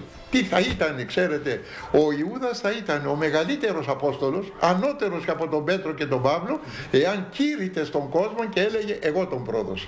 Φαίνεται από το παρελθόν, στη λαϊκή τουλάχιστον παράδοση, ότι υπάρχει ένας συμβολισμός πίσω από την Ανάσταση. Και μάλιστα βλέποντας λαογραφικά τελείως το θέμα και προσεγγίζοντάς το, προκύπτει η γένεση μετά τον θάνατο, η σπορά η οποία παραμένει στο έδαφος και έπειτα αναγεννάται μέσα από τις ρίζες του, μέσα από το θάνατό του. Υπάρχει συμβολισμός αντίστοιχος στην Ανάσταση ή μιλάμε αυτού καθ' αυτού για το θαύμα της Ανάστασης του Θεανθρώπου? Ο Απόστολος Παύλος όμως είναι κατηγορηματικός. Λέει, εάν δεν ανέστη πραγματικά ο Χριστός πατήσας των θάνατων, νικήσας των θάνατων στην δική του ανθρώπινη φύση, που να μπορεί αυτό να επεκταθεί και σε όλους τους ανθρώπους που έχουμε ομοιότητα με τον Χριστό, ενότητα μάλλον με τον Χριστό λόγω της κοινής φύσεως, αν δεν υπάρχει το γεγονός της Αναστάσεως, τότε θα είχε διαλυθεί ο χριστιανισμός.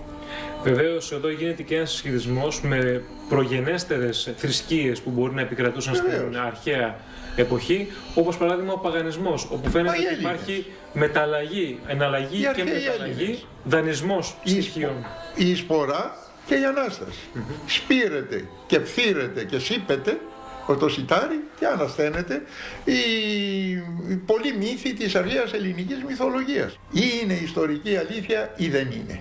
Διότι εάν ο Χριστός όπως πέθανε πραγματικά έσβηνε ως ύπαρξη με τον θάνατό του, τότε ούτε Θεός θα ήταν, αλλά και εμείς δεν θα είχαμε την δυνατότητα των σωτηριολογικών συνεπειών που έπονται από το πάθος, από την Ανάσταση.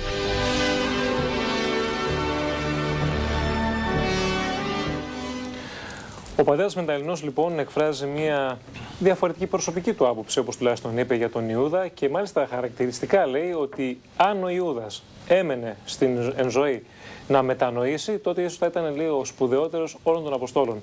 Αυτό βεβαίως είναι κάτι το οποίο δεν το ακούμε συχνά από τους πατέρες της Εκκλησίας, και όσο βλέπαμε το ρεπορτάζ, είδα, κύριε Τσοπάνη, ότι εσείς κάπου αντιδράσατε στα όσα είπε ο πάτερ Μεταλλινός, ειδικά για το θέμα των απόκριφων Ευαγγελίων. Δεν ξέρω αν πέφτω μέσα. Τον είχα και καθηγητή τον πατέρα Μεταλλινό, οπότε ξέρω, έχω διδαχθεί δηλαδή από αυτόν. Απλώς πιστεύω ότι, μάλλον δεν ξέρω αν ήταν τόσο η φιλαργυρία του Ιούδα πια που τον κίνησε προς τα εκεί, όσο η απογοήτευση του ότι στο Χριστό δεν βρήκε αυτό που περίμενε. Η προσδοκία δηλαδή. Η προσδοκία του επαναστάτη βασιλιά που θα ανέστητε το έθνος των Εβραίων, θα τους έκανε πάλι κυρίαρχους στη γη τους. Άρα μιλάτε για μια παρερμηνία ενδεχομένως των όσων είχε κατανοήσει ο Ιούδας και προσδοκούσε πλέον από τον Ιησού. Πιστεύω ότι προσδοκούσε άλλα πράγματα. Ναι. Ο Ιούδας δεν ήταν πάτερ Στυλιανέ, ο Ιούδας ο Ζηλωτής. Βεβαίως. Ήταν από τους πιο δηλαδή ένθερμους. Αυτός πιθανώς δεν βρήκε αυτά που ο ίδιος περίμενε. Περίμενε ένα που θα έρθει. Να ξέρετε ότι εκείνη την εποχή οι Μεσσίες ήταν αναμενόμενοι στον Ιουδαϊκό κόσμο, κάθε τόσο να φαινόταν και από ένας. Και έλεγε εγώ είμαι, μέχρι που μετά από 2-3 μέρες φαινόταν ότι δεν ήταν αυτός. Και μια απογοήτευση ακολουθούσε την άλλη. Ο Ιούδας προφανώς υπέστη και αυτή την απογοήτευση. Πάντως μπορούμε να συνεπάρει. Και η φιλαργυρία συνυπάρχει. Ναι, απλώς δεν νομίζω ότι ήταν μόνο η φιλαργυρία. Όχι, λέω συνυπάρχουν και τα δύο. Είναι πολύ σωστή παρατήρηση. Κύριε Τσαγκρινέ, ειδικά για το θέμα του Ευαγγελίου του Ιούδα, βλέπουμε ότι ο Ιούδας αναλαμβάνει έναν καταλυτικό ρόλο. Είναι αυτός ο οποίος θα πρέπει να προδώσει τον Ιησού ώστε να αναδειχθεί η μεγαλειότητα του Κυρίου. Ποια είναι η θέση πάνω σε αυτό? Κοιτάξτε, πάμε σε αυτό το θα πρέπει που είπατε, κύριε Μισό, Γιάννη, αγαπητέ Γιάννη. Το απρέπει. Πρέπει, αφού είναι λοιπόν θείο σχέδιο, τι ευθύνεται αυτός ο κακομοίρης ο ανθρωπάκος? Είναι θείο σχέδιο, του λέει ο Χριστός, εσύ θα με προδώσεις. Αυτό με συγχωρείτε. Πρόκειται για το απόκριφο Ευαγγέλιο του Ιούδα. Πιάνουμε μια μπαρούφα, εντελώς μπαρούφα, που δεν έχει καμία λογική και προσπαθούμε να του δώσουμε μια υπόσταση θρησκευτική. Είναι θείο σχέδιο, για δεν είναι. Αν είναι θείο σχέδιο, δεν ευθύνεται πουθενά. Όχι βέβαια. Οπότε αν δεν ευθύνεται, ούτε και για την αυτοκτονία ευθύνεται. Μα η αυτοκτονία ήταν προσωπική. Μα κοιτάξτε, δείτε, ο άνθρωπος είναι όλος, ο άνθρωπος είναι ένα εργοστάσιο ηλεκτροχημικών. Όχι, έχει αυτεξούσιο ο άνθρωπος. Αυτό είναι μια μεγάλη ιστορία, το πόσο είναι ελεύθερος ο άνθρωπος και πόσο υπάρχει ελευθερία βούληση. Σας παραπέμπω Λουκιανό, Ζεύς ελεγχόμενος. Ζεύς ελεγχόμενος στο Λουκιανό για να δείτε αν υπάρχει ελεύθερη βούληση ή όχι. Τέλος πάντων, όπως και να είναι, στο χριστιανισμό είναι η βούληση των ανθρώπων εναρμονισμένη, ας υποθέσουμε, με αυτό που επιθυμεί ο Θεός. Αν λοιπόν επιθυμία του Θεού είναι να γίνουν τα πράγματα έτσι, έτσι γίνονται. Αν, λοιπόν, άρα λέτε ότι δεν φέρει καμία ευθύνη ο Ιούδας για τα όσα έπραξε. Φυσικά αν είναι θείο σχέδιο, αφού το βλέπει ο Χριστός και του λέει εσύ θα μου προδώσεις. Γιατί δεν τον παγκώνει να του πούνε κάτσε εδώ, δεν θα προδώσει οι υπόλοιποι Απόστολοι. Άσε που από τους Απόστολους δεν έχουμε δει και πολλά και αν δεν ήταν ο Παύλος δεν θα υπήρχε χριστιανισμός. Αφήστε το αυτό πάλι. Είναι άλλο κεφάλαιο. Είναι ένα κομμάτι το οποίο θα το θίξουμε αμέσως μετά το διαφημιστικό διάλειμμα, γιατί το θέμα των απόκριφων μόλις το άλλαξε ο Παύλος τον χριστιανισμό, έτσι. Πώς? Κατά πολύ. Πώς? Ο Παύλιος χριστιανισμός με τον χριστιανισμό τον πρώτον, τον αρχικό, έχει. Για να μην παρεξηγηθεί και ο πατήρ Στυλιανός, δεν δεν παρεξηγούμε. Απλά έχει κάνει, ας το πω έτσι πιο απαλά, έχει κάνει ανοίγματα τεράστια. Ανοίχθηκε στους εθνικούς. Αυτή είναι η διαφορά. Και λέει και κάποια πράγματα. Ένα λεπτάκι, μισό λεπτάκι μόνο. Δεν έχουμε μισό λεπτό. Εντάξει, πάμε στη διαφημίση και επανερχόμαστε με τον κύριο Τσοπάνη.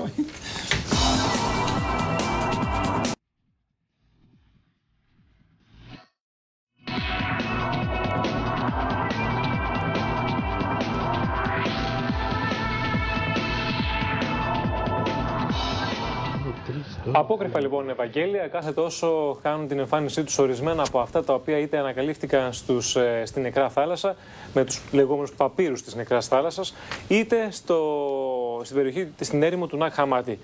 Έγγραφα, κείμενα τα οποία άλλα βρίσκονται μόνο στους παράγματά τους και άλλα τα οποία σώζονται σε πολύ καλή μορφή, έτσι ώστε να επιχειρείται να αλλάχθει ολόκληρη, αν θέλετε, η εκκλησιαστική και χριστιανική παράδοση. Πατέρα Καρπαθίου, όλες αυτές οι εμφανίσεις των διαφόρων απόκριφων Ευαγγελίων, αναρωτιέται κανείς πρώτα απ' όλα γιατί δεν εντάχθηκαν στη Καινή Διαθήκη και ποια ήταν τα κριτήρια στην τελική ανάλυση που οδήγησαν να εξαιρεθούν αυτά και να μπουν κάποια άλλα.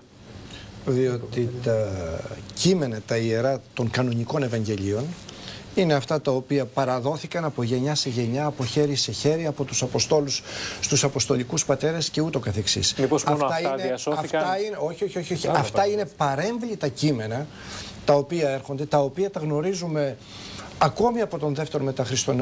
Ο Άγιος Ειρηναίος, επί παραδείγματι, μας διασώσει πλήστες όσες πληροφορίες για το λεγόμενο Ευαγγέλιο του Ιούδα, το οποίο είναι γνωστικής καθαρά προελεύσεως και ο γνωστικισμός, όπως ξέρουμε, δεν είναι μεταχριστιανικός, είναι και προχριστιανικός, απλά παίρνει την μορφή, ας το πω έτσι, μπαίνει μέσα στην πίστη, μπαίνει μέσα στην Εκκλησία και θέλει να αντλήσει από εκεί πέρα σχήματα για να διαδοθεί ότι Τι σημαίνει γνωστικισμός? Ότι η σώζουσα, η υπέρτατη ακριβώς αλήθεια είναι η γνώση. Είναι ένα είδος τρόπον τεινά ορθολογισμού, απολυτοποίησης του ανθρώπινου πνεύματος. Όπως είπε και ο πατήρ Γεώργιος Μεταλλινός, έχουμε ακριβώς αυτήν την διαφοροποίηση αφενός με τα ρομάντζα, και είναι όμως αλήθεια πως διασώζονται μέσα σε αυτά τα κείμενα και κάποιες αλήθειες. Ναι. Έτσι, όμως τα γνωστικά κείμενα, αυτά τα οποία είναι απέναντι ακριβώς από το Ευαγγέλιο, εκεί προσπαθείται μία διάβρωση του ήθους, του νοήματος και των πραγμάτων του Ευαγγέλιου. Και μην ξεχνάμε το εξής, ότι όλα αυτά είναι πολύ μεταγενέστερα των Ιερών Ευαγγελιών. Έτσι λοιπόν κάποια στιγμή ήρθε η Εκκλησία και είπε, κοιτάξτε, άλλος γράφει και το ονομάζει Πρωτοευαγγέλιο, άλλος το ονομάζει Ευαγγέλιο του Ιούδα, άλλος το ονομάζει Επιστολή δεν ξέρω τάδε κλπ. Ποια είναι τα Ευαγγέλια τα οποία μας παραδόθηκαν? Είναι αυτά. Λοιπόν, να γνωρίζετε ότι η πίστη μας στηρίζεται στον Ματθαίο, στον Μάρκο, στον Λουκά, στον Ιωάννη. Θα ρωτήσω κάτι το οποίο αφορά όλους και θέλω παρακαλώ, εκτός κυρίας Κουμπούρη, εσάς. Και ξέρετε, έχουμε, με συγχωρείτε σε αυτό, έχουμε σπαράγματα των Ευαγγελίων προημότατα. Πολύ προημότατα σπαράγματα των κανονικών Ευαγγελίων. Σε αντίθεση ακριβώς με τα απόκριφα, τα πολύ μεταγενέστερα. Ξέρετε ποιο είναι το ερωτηματικό τελικά? Η Εκκλησία, εφόσον βρίσκει τέτοιου είδους λοιπόν κείμενα, τα οποία εντάσσονται στα κανονικά κείμενα, στα βιβλία και στα κείμενα της Καινής Διαθήκης, μάλιστα, αναπροσαρμόζει τα κείμενά της ή παραμένει πιστή σε ό,τι υπάρχει από το παρελθόν και μόνο? Εδώ υπάρχει κάτι εκπληκτικό. Όσο αρχαιότερο είναι το κείμενο του σπαράγματος, και μιλάμε για ένα κόμμα, για μια τελεία, για μια περιπτώση. Γιατί μπορεί να αλλάξει ένα ολόκληρο νόημα. Όχι, δεν έχουμε. Υπάρχουν κριτικές εκδόσεις, όχι. Υπάρχουν διαφορετικές. Τώρα, να πάτε αυτό που λέει, πίστευε και μία έρευνα ή πίστευε. Δεν υπάρχει τέτοιο πράγμα. Καταλάβατε. Στα Ευαγγέλια δεν υπάρχει. Εν πάση περιπτώσει, είναι ανοιχτά σε όλους, είναι όλα φανερά. Γνωρίζουμε όλα τα κείμενα. 25.000 χειρόγραφα έχουμε στα Ευαγγέλια. Μην το ξεχνάμε αυτό. Έχουν εκδοθεί κριτικά, υπάρχει σε κάθε ακριβώς στίχο στην υποσημείωση το τι διαφοροποιήσεις ενδεχομένως υπάρχουν ως προς τις λεπτομέρειες. Δεν άρεσε καθόλου το νόημα, αλλά επαναλαμβάνω, όσο αρχαιότερο είναι το σπάραγμα, τόσο περισσότερο μοιάζει με ποια κείμενα? Με τα κείμενα τα λειτουργικά. Αυτά δηλαδή τα οποία διαβάζουμε στην Εκκλησία. Γιατί είχε η Εκκλησία το Ευαγγέλιο, το οποίο διάβαζε στις συνάξεις, στις λειτουργίες κλπ. Μπορούσε όμως κάποιος να το αντιγράψει για δική του χρήση στο σπίτι. Μάλιστα. Να ακούσω λίγο. Αντιλαμβάνεστε λοιπόν την προσοχή την οποία είχε η Εκκλησία σε αυτήν ακριβώς στην μεταφορά της ακρίβειας του Ευαγγελικού λόγου στα λειτουργικά της κυρίως και κατεξοχή κείμενα. Κύριε Τσοπάνη. Δεν είχε ευθύς εξ αρχής τα Ευαγγέλια η Εκκλησία, έτσι είχε την Παλαιά Διαθήκη που διάβαζε. Εννοείται για την πρώτη Εκκλησία. Συγχωρέστε με. Έχουμε λοιπόν βεβαίως, μετά από μερικές δεκαετίες η Εκκλησία. Του Ματθαίου πότε είναι, το 45 το άραμα. Ναι, αφήστε με να πω αυτό που θέλω και θα δείτε. Λοιπόν, μετά από μερικές δεκαετίες εμφανίζονται διάφορα Ευαγγέλια, επιστολές. Πολλά είναι έβαζα ψεύτικα ονόματα για να τους δώσουν πιο πολύ κύρος. Έτσι ακριβώς. Λοιπόν, έρχεται η Εκκλησία σε μια δεδομένη στιγμή, γύρω στο 80 μετά Χριστό είναι νομίζω, και λέει: από τα τόσα βιβλία που κυκλοφορούν, εγκρίνουμε αυτά και αυτά και αυτά και αυτά που αποτελούν σήμερα τον κανόνα της Καινής Διαθήκης, διότι αυτά εκφράζουν το εκκλησιαστικό σώμα. Το δόγμα, ουσιαστικά. Μπορούμε να το πούμε έτσι, να το χαρακτηρίσουμε. Αν το δόγμα είναι η ζωή της Εκκλησίας διατυπωμένη σε λογικές προτάσεις, ναι. Αυτό. Δηλαδή, λοιπόν, ουσιαστικά ψάξαμε να βρούμε κάτι το οποίο θα τέριαζε σε αυτό το οποίο όχι, αυτό εκφράζει, τουλάχιστον στη θεολογία έτσι μάθαμε, ότι αυτό εκφράζει αυτό που βιώνω εγώ ως σώμα του ζώντος Χριστού, ως Εκκλησία. Με εκφράζουν αυτά τα κείμενα. Τα άλλα, είτε σε μεγαλύτερο βαθμό είτε σε μικρότερο, δεν με εκφράζουν. Άρα τα αφήνω απ' έξω. Αυτά όμως που έμειναν απ' έξω, τα κείμενα, ο κόσμος, επειδή πάντοτε πάει και ψάχνεται, ποτέ δεν τα άφησε έτσι. Πάντα ασχολείται. Εξού και μέχρι σήμερα επιβίωσαν αυτά τα κείμενα. Φαντάζομαι ότι η Εκκλησία δεν θα ήθελε να επιβιώσει. Προκαλούν όμως πολλές φορές αυτά τα κείμενα τα οποία λέτε ότι ψάχνει ο κόσμος, προκαλούν αναδιαστήματα πολύ μεγάλη αναταραχή.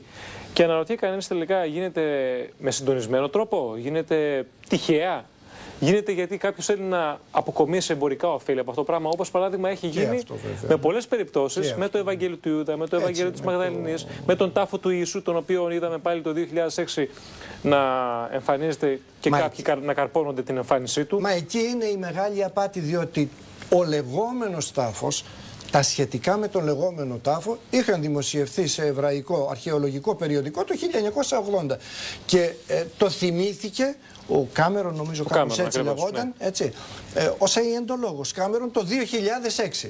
Δεν υπάρχει σκοπιμότητα. Σαφώς δεν ξέρω αν υπάρχει σκοπιμότητα. Το θέμα είναι ότι επειδή εκείνη την περίοδο επισκέφτηκα προσωπικά το Ισραήλ και την Ιερουσαλήμ, σας λέω ξεκάθαρα ότι ο χώρος στον οποίο υποθετικά τουλάχιστον βρέθηκε ο τάφος ήταν ένα καλυμμένο κουβούκλιο με μπετό, γύρω-γύρω με πελώρες πολυκατοικίες και στα 100 μέτρα υπήρχε και μια συναγωγή. Μάλιστα ήταν Παρασκευή, θυμάμαι χαρακτηριστικά μεσημέρι, οπότε θα ξεκινούσε πλέον και η κλασική προσευχή, η μέρα του Σαββάτου. Επομένως έπρεπε να επισπεύσουμε την επίσκεψη μας εκεί πέρα. Αυτό μια παρένθεση κλείνει εδώ. Μπορεί κανείς να το συζητήσει για πάρα πολλά πράγματα να πει. Ναι, κύριε Σάκερ, παρακαλώ. Είπε προηγουμένως και πολύ σωστά ο κύριος Τσοπάνης ότι ξεκινήσαμε με την Παλαιά Διαθήκη. Αν αναρωτηθούμε, για να αφήσω χρόνο και για άλλους, γιατί δεν θέλω να επεκταθώ, αναρωτηθούμε γιατί ξεκινήσανε βασιζόμενοι στην Παλαιά Διαθήκη και μόνο, είναι επειδή ο Παύλος όπου πήγαινε δημιουργούσε κέντρα σε Εβραίους που το φιλοξενούσαν, σε συναγωγές, φιλοξενείται από συναγωγές. Ο Παύλος όπου και να πήγε φιλοξενήθηκε από εβραϊκή συναγωγή. Πώς είστε τόσο βέβαιος, κύριε Σάκερ? Πώς είστε τόσο βέβαιος για αυτό το πράγμα? Είναι ιστορικό. Θέλετε, ψάξτε το. Στον Άριο Πάγο πήγε. Και θα ζητήσω συγγνώμη αν δεν είναι έτσι. Ενώπιό σας όποτε θέλετε. Εκμεταλλεύτηκε λοιπόν το εβραϊκό στοιχείο που υπήρχε και μέσα στο εβραϊκό στοιχείο ξεκίνησε και δημιούργησε τους πρώτους πρωτοπυρήνες. Δηλαδή πάλι έχουμε μια διείσδυση μέσα στον ελληνισμό μιας εβραϊκής τάσης. Ακόμα και στην Αθήνα που μίλησε. Ένα λεπτάκι. Ο πατέρ Βασίλειος σήμερα κάθεται, ακούει ο άνθρωπος, είναι πολύ συγκαταβατικός. Θέλω να σας ακούσω για το θέμα αυτό. Τη δική σας την άποψη βάσει των θεολογικών ερμηνεών, βάσει της θρησκείας. Εμείς οι Ορθόδοξοι Χριστιανοί, πολύ απλά, προσπαθούμε να ακολουθούμε τη ζωή των Αγίων μας. Η Εκκλησία, που είναι κλήρος και λαός, εκφράζεται και με τις συνόδους, πέρα από τις άλλες οδούς που εκφράζεται, με την αγιογραφία, με την ινογραφία, με τα συγγράμματα Αγίων κτλ. Η πενθέκτη λοιπόν Οικουμενική Σύνοδος το 691 μετά Χριστόν ξεκαθαρίζει πλέον όλα αυτά τα μπερδέματα που τόση ώρα ακούμε πολύ προσοχή και λένε 27 της Καινής, 49 της Παλαιάς. Νόμος. Από εκεί και πέρα δεν μπορεί να προσθεθεί, να αφαιρεθεί τίποτα. Εάν δεν το εγκρίνει μια σύνοδος, υποθέτω. Σταμάτησαν και οι σύνοδοι. Πλέον δεν υπάρχει. Γιατί σταμάτησαν οι σύνοδοι? Εδώ μας λέει. Μισό λεπτάκι. Αφήστε με λίγο να θέσω κάποια ερωτήματα για να μπορέσουμε να προχωρήσουμε. Είπατε προηγουμένως ότι εντοπίζονται ακόμη και σήμερα ορισμένα σπαράγματα που ενδεχομένως μπορεί να αλλάξουν ή να μην αλλάξουν ουσιαστικά. Δεν αλλάζουν τίποτα. Θέλω να πω ότι όσο αρχαιότερο είναι το σπάραγμα, τόσο περισσότερο μοιάζει με τα εν χρήση λειτουργικά κείμενα. Μάλιστα. Λοιπόν, εγώ πάω ένα βήμα παρακάτω. Με πολύ ακρίβεια και προσοχή αντέγραφαν τα κείμενα τα ευαγγελικά. Λοιπόν, λέω λοιπόν το εξής. Σταματάει η σύνοδος αυτή για την οποία μιλήσατε και δεν υπάρχει καμία τροποποίηση στα βιβλία τα οποία αποτελούν την Καινή και την Παλαιά Διαθήκη.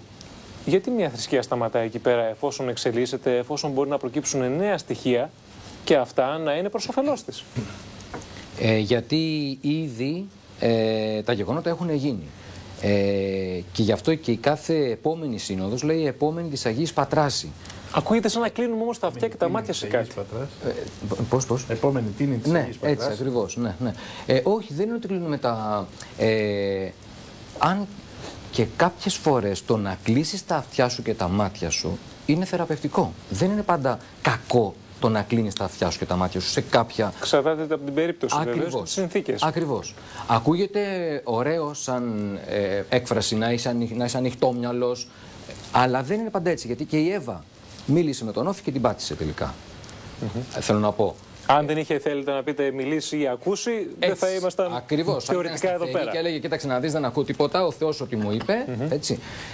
Οπότε εμείς που έχουμε τους Αγίους μας, έχουμε τους γεροντάδες μας, έχουμε ανθρώπους δηλαδή οι οποίοι μιλάνε με το Θεό, και μας έχουν αποκαλύψει και με συγγράμματα και με το λόγο τους και λοιπά, ναι. με την αγιότητά τους, με τα θαύματά τους, ότι ξέρετε, αυτά είναι και δεν υπάρχει περίπτωση να μπει το παραμικρό γιώτα, πώς το λέει μέσα στο Ευαγγέλιο. Ιώτα ούτε κεραία. Έτσι, ούτε κεραία. Άρα λοιπόν εμείς ποιοι είμαστε που να λέμε σήμερα ότι μα κι αν ανακαλυφθεί τον τάδε αιώνα. Μα είναι ανθρώπινη φύση, πατέρα Βασιλή, γιατί είναι ανήσυχο πνεύμα ο άνθρωπος και πρέπει να ψάχνετε. Διαφορετικά δεν θα φτάναμε εδώ που φτάσαμε, τουλάχιστον τεχνολογικά. Και όχι μόνο. Εάν ακολουθούσαμε έστω και αυτά που λένε τα κείμενα, τα εγκεκριμένα της Καινής Διαθήκης, καλά θα ήμασταν. Ο Απόστολος Παύλος στην Προστή είναι την πρώτη Τιμόθεο που λέει για τους κληρικούς. Εάν έρθει, λέει, κάποιος και σας μιλήσει για τον Χριστό και ζητήσει λεφτά, ψευδοπροφήτησε την. Εάν μείνει σπίτι σας, να μείνει μια βραδιά. Εάν μείνει και δεύτερη, ψευδοπροφήτησε την. Εάν, λέει, φύγει, να του δώσετε φαγητό για μια σήμερα δρόμο, να του δώσετε και για δεύτερη, ψευδοπροφήτησε την. Πού είναι αυτό τώρα το Παύλιο που λέει μην του δώσετε χρήματα, μην του δώσετε φαγητό για δεύτερη μέρα? Γιατί λέει ψέματα, κάνει εμπόριο. Σήμερα το χρήμα έχει κυριεύσει τα πάντα και όχι σήμερα, είναι παλιά πληγή το χρήμα. Λοιπόν, ας στηρίσουμε τουλάχιστον αυτά που υπάρχουν μέσα στον κανόνα και από εκεί και πέρα τα υπόλοιπα. Εντάξει. Λοιπόν, ένα τελευταίο. Ναι. Ο Χριστός, κατά την άποψή μου, ζείτε και βιώνετε. Δεν μαθαίνετε. Να σας πω κάτι, πιστεύω. Ας τα χάσουμε τα Ευαγγέλια, ας χάσουμε τα πάντα. Αν όλος ζει και βιώνει τον Χριστό μέσα του, τελείωσε. Δεν του γίνει τίποτα. 100 να βγουν και 200 και 300. Το ότι στις μέρες μας γίνεται για τη δημοσιότητα, ναι. Σίγουρα. Εντάξει, αυτό... Έρχεται το Πάσχα, πρέπει να βγάλουν κάτι να πουλήσει. Και όλες όσοι είμαστε και στον εκδοτικό χώρο το ξέρουμε. Βγάλε κάτι να πουλήσει τώρα μέρες που είναι. Άμα κομπανίσει και κάτι που πιστεύει ο άλλος, που λέτε και αφορά το εμπορικό όφελος, γίνεται στις εκδόσεις, ταινίες κλπ. Τι νόημα όμως έχει η απαγωγή των επισκόπων? Ναι, και από τον Ειρηναίο, ναι. Τι νόημα και τι όφελος, κύριε Τσοπάνη, αγαπητοί προσκεκλημένοι, έχει η απαγωγή 2 επισκόπων στη Συρία, εν μέσω βέβαια πολεμικών αναταράξεων? Να δούμε ποια θα είναι η κατάληξη αυτού, διότι ακόμη οι άνθρωποι αυτοί αγνοούνται και μην ξεχνάτε ότι η περιοχή ήδη είναι ταραγμένη από εθνοφιλετικές καταστάσεις, οι οποίες δεν γνωρίζει κανείς που θα καταλήξουν. Να δούμε λοιπόν το ρεπορτάζ αυτό και ποιες παραμέτρους μπαίνουν μέσα στην ιστορία αυτή.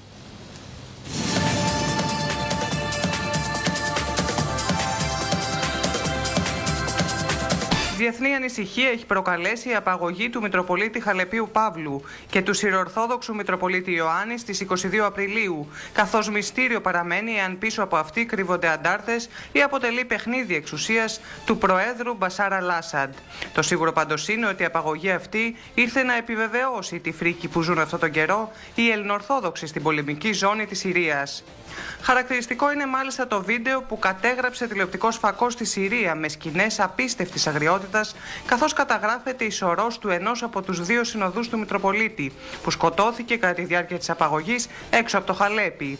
Η εικόνα προκαλεί σοκ. Ο άτυχος άνδρας βρέθηκε σε μία λίμνη αίματος. Το πρόσωπό του έχει παραμορφωθεί και τίποτα δεν θυμίζει το πρόσωπο στην ταυτότητά του, όπως φαίνεται στο βίντεο.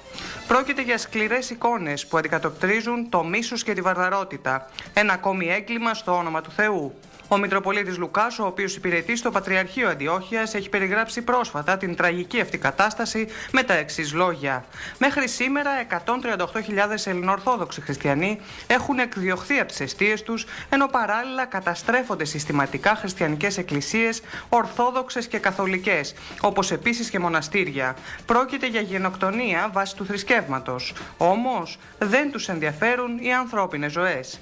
Έμπειροι αναλυτές δεν αποκλείουν την εμπλοκή Άσαντ στην απαγωγή ως μοχλό πίεσης προς τη Δύση. Άλλωστε, η ανελαίτη σφαγή των Ορθόδοξων της Συρίας από τους Ισλαμιστές αντάρτες δεν φαίνεται να συγκινεί τη Δύση. Μάλιστα, το ότι συνέβη το περιστατικό αυτό λίγο πριν το Πάσχα προκαλεί μεγαλύτερη ανησυχία, καθώς εγείρονται φόβοι για το ενδεχόμενο αντιπίνων και από τις 2 πλευρές, Ορθοδόξων και Ισλαμιστών.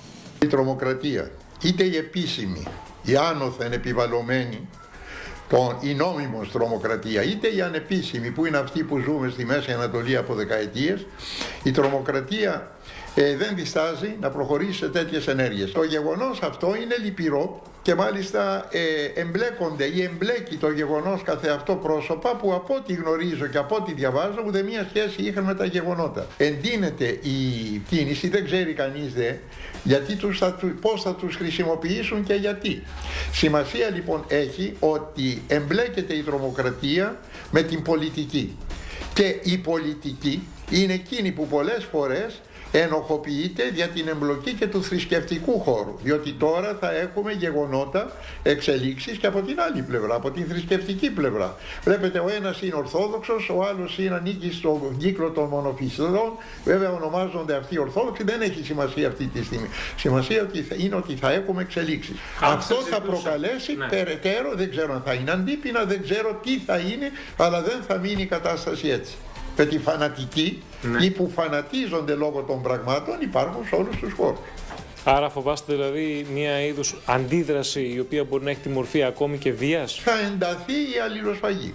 Το θέμα της απαγωγής των δύο Ορθόδοξων επισκόπων στη Συρία από τους αντικαθεστωτικούς αποτελεί μια σαφή ένδειξη ότι η κατάσταση στη χώρα είναι εκτός ελέγχου, αφού ούτε το καθεστώς Άσαντ ελέγχει τους μαχητές του, αλλά ούτε και η Αντικαθεστωτική Επιτροπή μπορεί να υποστηρίζει ότι κάνει το ίδιο με το ετερόκλητο σύνολο που πολεμάει κάτω από τη σημαία της. Παράλληλα, τεταμένη είναι η ατμόσφαιρα σε ολόκληρο τον αραβικό κόσμο, καθώς επικρατεί φόβος για γενίκευση αναταραχών από τα κρούσματα θρησκευτικής βίας. Στην Αίγυπτο, μετά την πτώση Μπουμπάρακ, η κατάσταση παραμένει τεταμένη, καθώς άγρια είναι τα επεισόδια μεταξύ κοπτών χριστιανών και μουσουλμάνων. Αντίστοιχο είναι το κλίμα και στο Πακιστάν, όπου το χριστιανικό στοιχείο είναι σαφές ότι δεν μπορεί να συνυπάρξει με το μουσουλμανικό.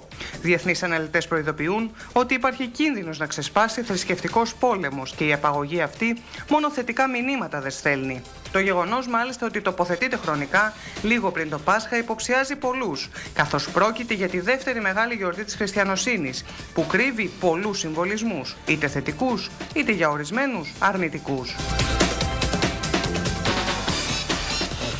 Είτε αυτοί οι συμβολισμοί βεβαίως σχετίζονται με το Ελληνοορθόδοξο Πάσχα είτε όχι, το γεγονός είναι ότι δύο άνθρωποι και μάλιστα θεμελιώδους, αν θέλετε, σημασίας, θεσμικής σημασίας για τις κοινότητες τις οποίες εκπροσωπούν, βρίσκονται αυτή τη στιγμή εχμάλωτοι, δεν ξέρει κανείς ποια είναι η τύχη τους και όπως ανέφερε και το ρεπορτάζ στη Γεωργία Ισκιτζή, φαίνεται ότι μπορεί να προκαλέσει μια έντονη αντιπαράθεση μεταξύ όλων των λαών της περιοχής και πολύ περισσότερο των σεκτών που υπάρχουν εκεί πέρα. Προτού καταλήξουμε στο όμορφο θέμα των θύμων με το οποίο ξεκινήσαμε, θέλω μια τοποθέτηση πάνω σε αυτό το οποίο συμβαίνει και από την θρησκευτική πλευρά, αλλά και από την πολιτική πλευρά. Θα ξεκινήσω με εσάς, πατέρα Βασιλεία. Θα συμφωνήσω ότι πραγματικά ο διάβολος βρίσκει συνήθως παραμονές Χριστουγέννων ή Πάσχα. Προς το παρόν είναι οι άνθρωποι. Δεν ξέρω για τον διάβολο, αλλά οι άνθρωποι σίγουρα. Ναι, ναι, σαφώς. Αλλά η κάθε όμως αντίχρηστη κίνηση ξεκινάει από τον διάβολο που βάζει τους ανθρώπους, τους ενεργοποιεί να κάνουν αυτά που εκείνος θέλει. Με αυτή την έννοια το λέω. Και προσέχουμε ότι τέτοιες μέρες ή γίνονται, όπως και στο παρελθόν, ή γίνονται τέτοιες απαγωγές ή ηθικά σκάνδαλα, οικονομικά σκάνδαλα, που έχουν σαν σκοπό κάποιος να τα βάλει γενικότερα με την Ορθόδοξη Εκκλησία, με τον Θεό τον ίδιο, μα δεν βλέπει, μα δεν ακούει, μα δεν υπάρχει, και εντείνεται μία έτσι κατάσταση που πολλές φορές μας κάνει και εμάς πολλές φορές, τους ίδιους τους ιερείς, να φτάσουμε να γογγίξουμε, ενώ δεν θα πρέπει να το κάνουμε αυτό, και να δημιουργούνται κάποια ερωτηματικά γιατί ο Θεός επιτρέπει αυτό, το άλλο και το παράλληλο. Από την άλλη βέβαια, να πούμε ότι όπως σε κάθε γεγονός και σε κάθε σκέψη μας και σε κάθε πράξη μας θα έπρεπε να λέμε αν ήταν ένας Άγιος στη θέση μας, πώς θα συμπεριφερόταν, πώς θα αντιμετώπιζε την όποια κατάσταση. Αυτό το κριτήριο... Παραμένει ένα μυστήριο αυτό, πατέρα. Αυτό το κριτήριο βοηθάει πάρα πολύ στο να μπορέσει ο Ορθόδοξος Χριστιανός να δει με μια άλλη οπτική γωνία το όποιο γεγονός συμβαίνει. Σαφώς εμείς θα κάνουμε την προσευχή μας και για αυτούς τους ανθρώπους, αλλά από την άλλη να μην φτάσουμε μέχρι και στην απόλυτη αθεία ή στην... θα πρέπει να τηρηθούν βέβαια και οι ισορροπίες και η ψυχραιμία εκατέρωθεν. Ναι. Γιατί όπως αναφέρθηκε προηγουμένως, κάποιοι θερμόαιμοι αντίστοιχα μπορεί να προχωρήσουν σε αντίπεινα. Λοιπόν, κύριε Τσοπάνη, πολύ σύντομα παρακαλώ, θέλω να δώσω και το λόγο στην κυρία Κουμπούρη, διότι έχει εξαιρετικές εκδηλώσεις να μας προαναγγείλει για την περίοδο αυτή του Πάσχα. Κύριε Τσοπάνη, παρακαλώ. Το Ισλάμ αφυπνίστηκε. εδώ και δεκαετίες. Και δεν είναι το Ισλάμ που βλέπαμε παλιά, το γραφικό με τους φερετζέδες και τις ιστορίες. Είναι μια δύναμη πρωτόγονη, ορμητική, δυνατή. Θα την πληρώνουν λοιπόν ποιοι? Αυτοί που είναι οι άμεσοι γειτονές του. Το αφύπνισαν άλλοι, δεν το αφύπνισαν αυτοί. Την πληρώνουν αυτοί. Εύχομαι να μην την πληρώσουμε κι εμείς. Και κάτι, ένα τελευταίο μόνο για αυτά που είπε ο πατήρ Βασίλειος, για το ότι πρέπει να δρούμε όπως θα δρούσαν οι Άγιοι. Έχουμε χάσει αυτό το πνεύμα. Θυμάμαι μια γιαγιά δικιά μας κάτω στα Μεσόγεια, όταν γίνονταν τα σκάνδαλα με τα κύθυρα κτλ. Μου είχε κάνει τρομερή εντύπωση και μου έμεινε. Είδε όλους αυτούς τους κληρικούς, πολλούς από τους οποίους είχα και συμμαθητές παλιά, και είχαμε γίνει όλοι έξαλλοι. Οπότε κάνει το σταυρό και λέει: κοίτα, παιδί μου, ο διάβολος τι τους έβαλε να κάνουν τους καημένους. Μάλιστα. Και λέω: κοίτα, η γιαγιά μας δίδαξε αυτή τη στιγμή. Κύριε Τσακερνέ, παρακαλώ. Σύντομα. Κοιτάξτε να δείτε. Πολύ σωστά και οφείλω να πω, θαυμάζω και την προσέγγιση του πατέρος Κοκολάκη. Για όσους καταλαβαίνουν, είναι μια πραγματικά άγια προσέγγιση. Δική μου αίσθηση. Θέλω λοιπόν να πω όμως, πέρα από τους Αγίους, έχουμε πραγματικά και τους διαβόλους που κυβερνούσαν τον πλανήτη. Ο Σάμουελ Χάντιγκτον είναι ένας τύπος που ανήκει στην Τριμερή Επιτροπή, ήταν στην Πίτερμπεργκ, παντού χωμένος. Είχε γράψει λοιπόν ένα βιβλίο που λεγόταν Crisis of Civilizations, εδώ και 10-15 χρόνια. Σύγκρουση πολιτισμών. Και εξηγούσε πώς θα συγκρουστεί η Δύση, η χριστιανική, με το Ισλάμ. Είναι κατακλείδη. Λοιπόν, θέλω λοιπόν να πω ότι αυτό έχει δημοσιευθεί στο πολύ καλό περιοδικό του Γιώργου του Καραμπαλιά στο Άρνη, το είχα δημοσιεύσει εγώ σχετικά με αυτό και υπάρχει στο ίντερνετ. Αν δεν το βρουν Χάντιγκτον, λέγεται ο λίγα περί Χάντιγκτον. Λοιπόν, αφήνουμε αυτά τα δυσμενή. Πάμε λοιπόν στις εκδηλώσεις τις οποίες βρίσκουμε πάρα πολύ ενδιαφέρουσες για την περίοδο του Πάσχα του Δήμου Αχαρνών και της Ιστορικής και Λογογραφικής Εταιρείας. Έχετε καταρχήν τον επιτάφιο, να δείξουμε τον επιτάφιο αυτό. Και τον έχουμε παρακαλώ στην οθόνη μας. Ναι. Ωραία. Είναι ένα έκθεμα για το οποίο η Ιστορική και Λογογραφική Εταιρεία είναι υπερήφανη. Είναι ένας εξυλόγλυπτος επιτάφιος με επιχρήσματα από χρυσό του 1850. Ο επιτάφιος ανήκει στην ενορία του Αγίου Βλασίου, είναι ο καθοδρικός ναός, ο Άγιος Βλάσιος είναι ο προστάτης του Δήμου Αχαρνών. Είχε βγει πριν από το 1990 στα άχρηστα, να το πούμε, για δώσιμο. Και ευτυχώς κάποιος ένα μέλος μας, ο κ. Παρθενίου, το περιμάζεψε στην ουσία, το συντηρούμε πάρα πολύ καλά και είμαστε πολύ περήφανοι γι' αυτό. Βέβαια, πριν περάσω στις δύο ανακοινώσεις που έχω να σας κάνω, περάσαμε λιγάκι το θέμα των εθήμων της Μεγάλης Εβδομάδος. Επιγραμματικά να σας πω, επειδή μιλήσαμε για τον επιτάφιο, η περιφορά του επιταφείου έχει και αυτή από πίσω κάποια άλλα στοιχεία που θα έπρεπε να προσθέσουμε. Είναι τα λουλούδια του στολίσματος που εμείς οι ευσεβείς χριστιανοί πάντα τα παίρναμε και τα βάζαμε στα σπίτια μας. Τα είχαμε για περίοδο που έπρεπε να καθαγιάσουμε, ας πούμε, τον τόπο, λιβανίζαμε με αυτά. Ή αν κάποιος, τώρα βέβαια οι δύο πατέρες που είναι εδώ, αν ακούσουν για μάτιασμα θα έχουν τις ενστάσεις τους. Όχι, το λέτε, γιατί υπάρχει συγκεκριμένη ευχή. Είναι ένα λογογραφικό στοιχείο για αυτό. Υπάρχει ευχή στην Εκκλησία γι' αυτό. Το γνωρίζω πολύ καλά.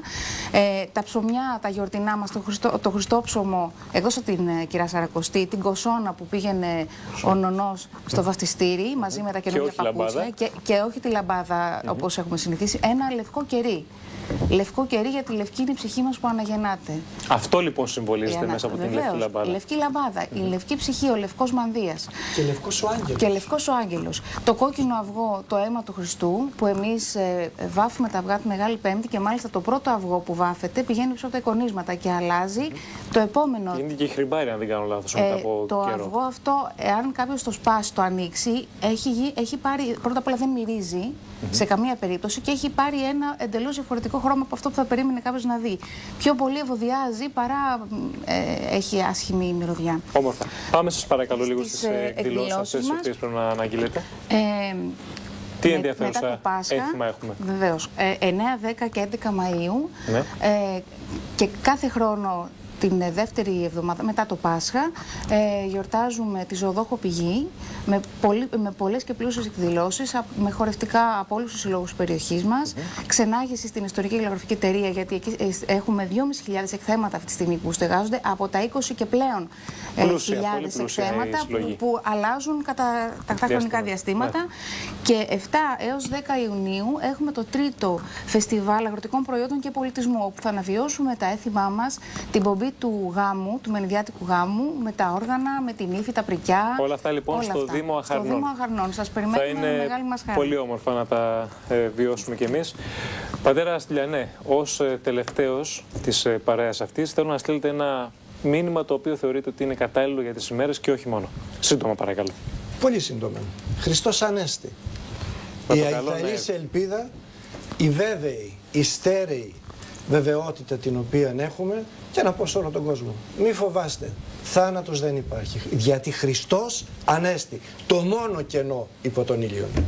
Εγώ θα έλεγα και καλή Ανάσταση στην πατρίδα, που αυτή τη στιγμή είναι... Μακάρι. Το καλό. Λοιπόν, σας ευχαριστώ πάρα πολύ όλους. Να έχετε μια υπέροχη μεγάλη εβδομάδα και ένα καλό Πάσχα. Εμείς θα τα πούμε την άλλη εβδομάδα με κάτι διαφορετικό. Μέχρι τότε να περνάτε καλά. Αύριο λοιπόν Κυριακή Βαΐων, μεγάλη εβδομάδα. Ας βάλουμε λίγο τη σκέψη μας έτσι πιο βαθιά, μια ενδοσκόπηση να κάνουμε όλοι μας και να δούμε μήπως έχουμε κάνει κάτι λάθος ή κάτι μπορούμε να διορθώσουμε. Καλό βράδυ.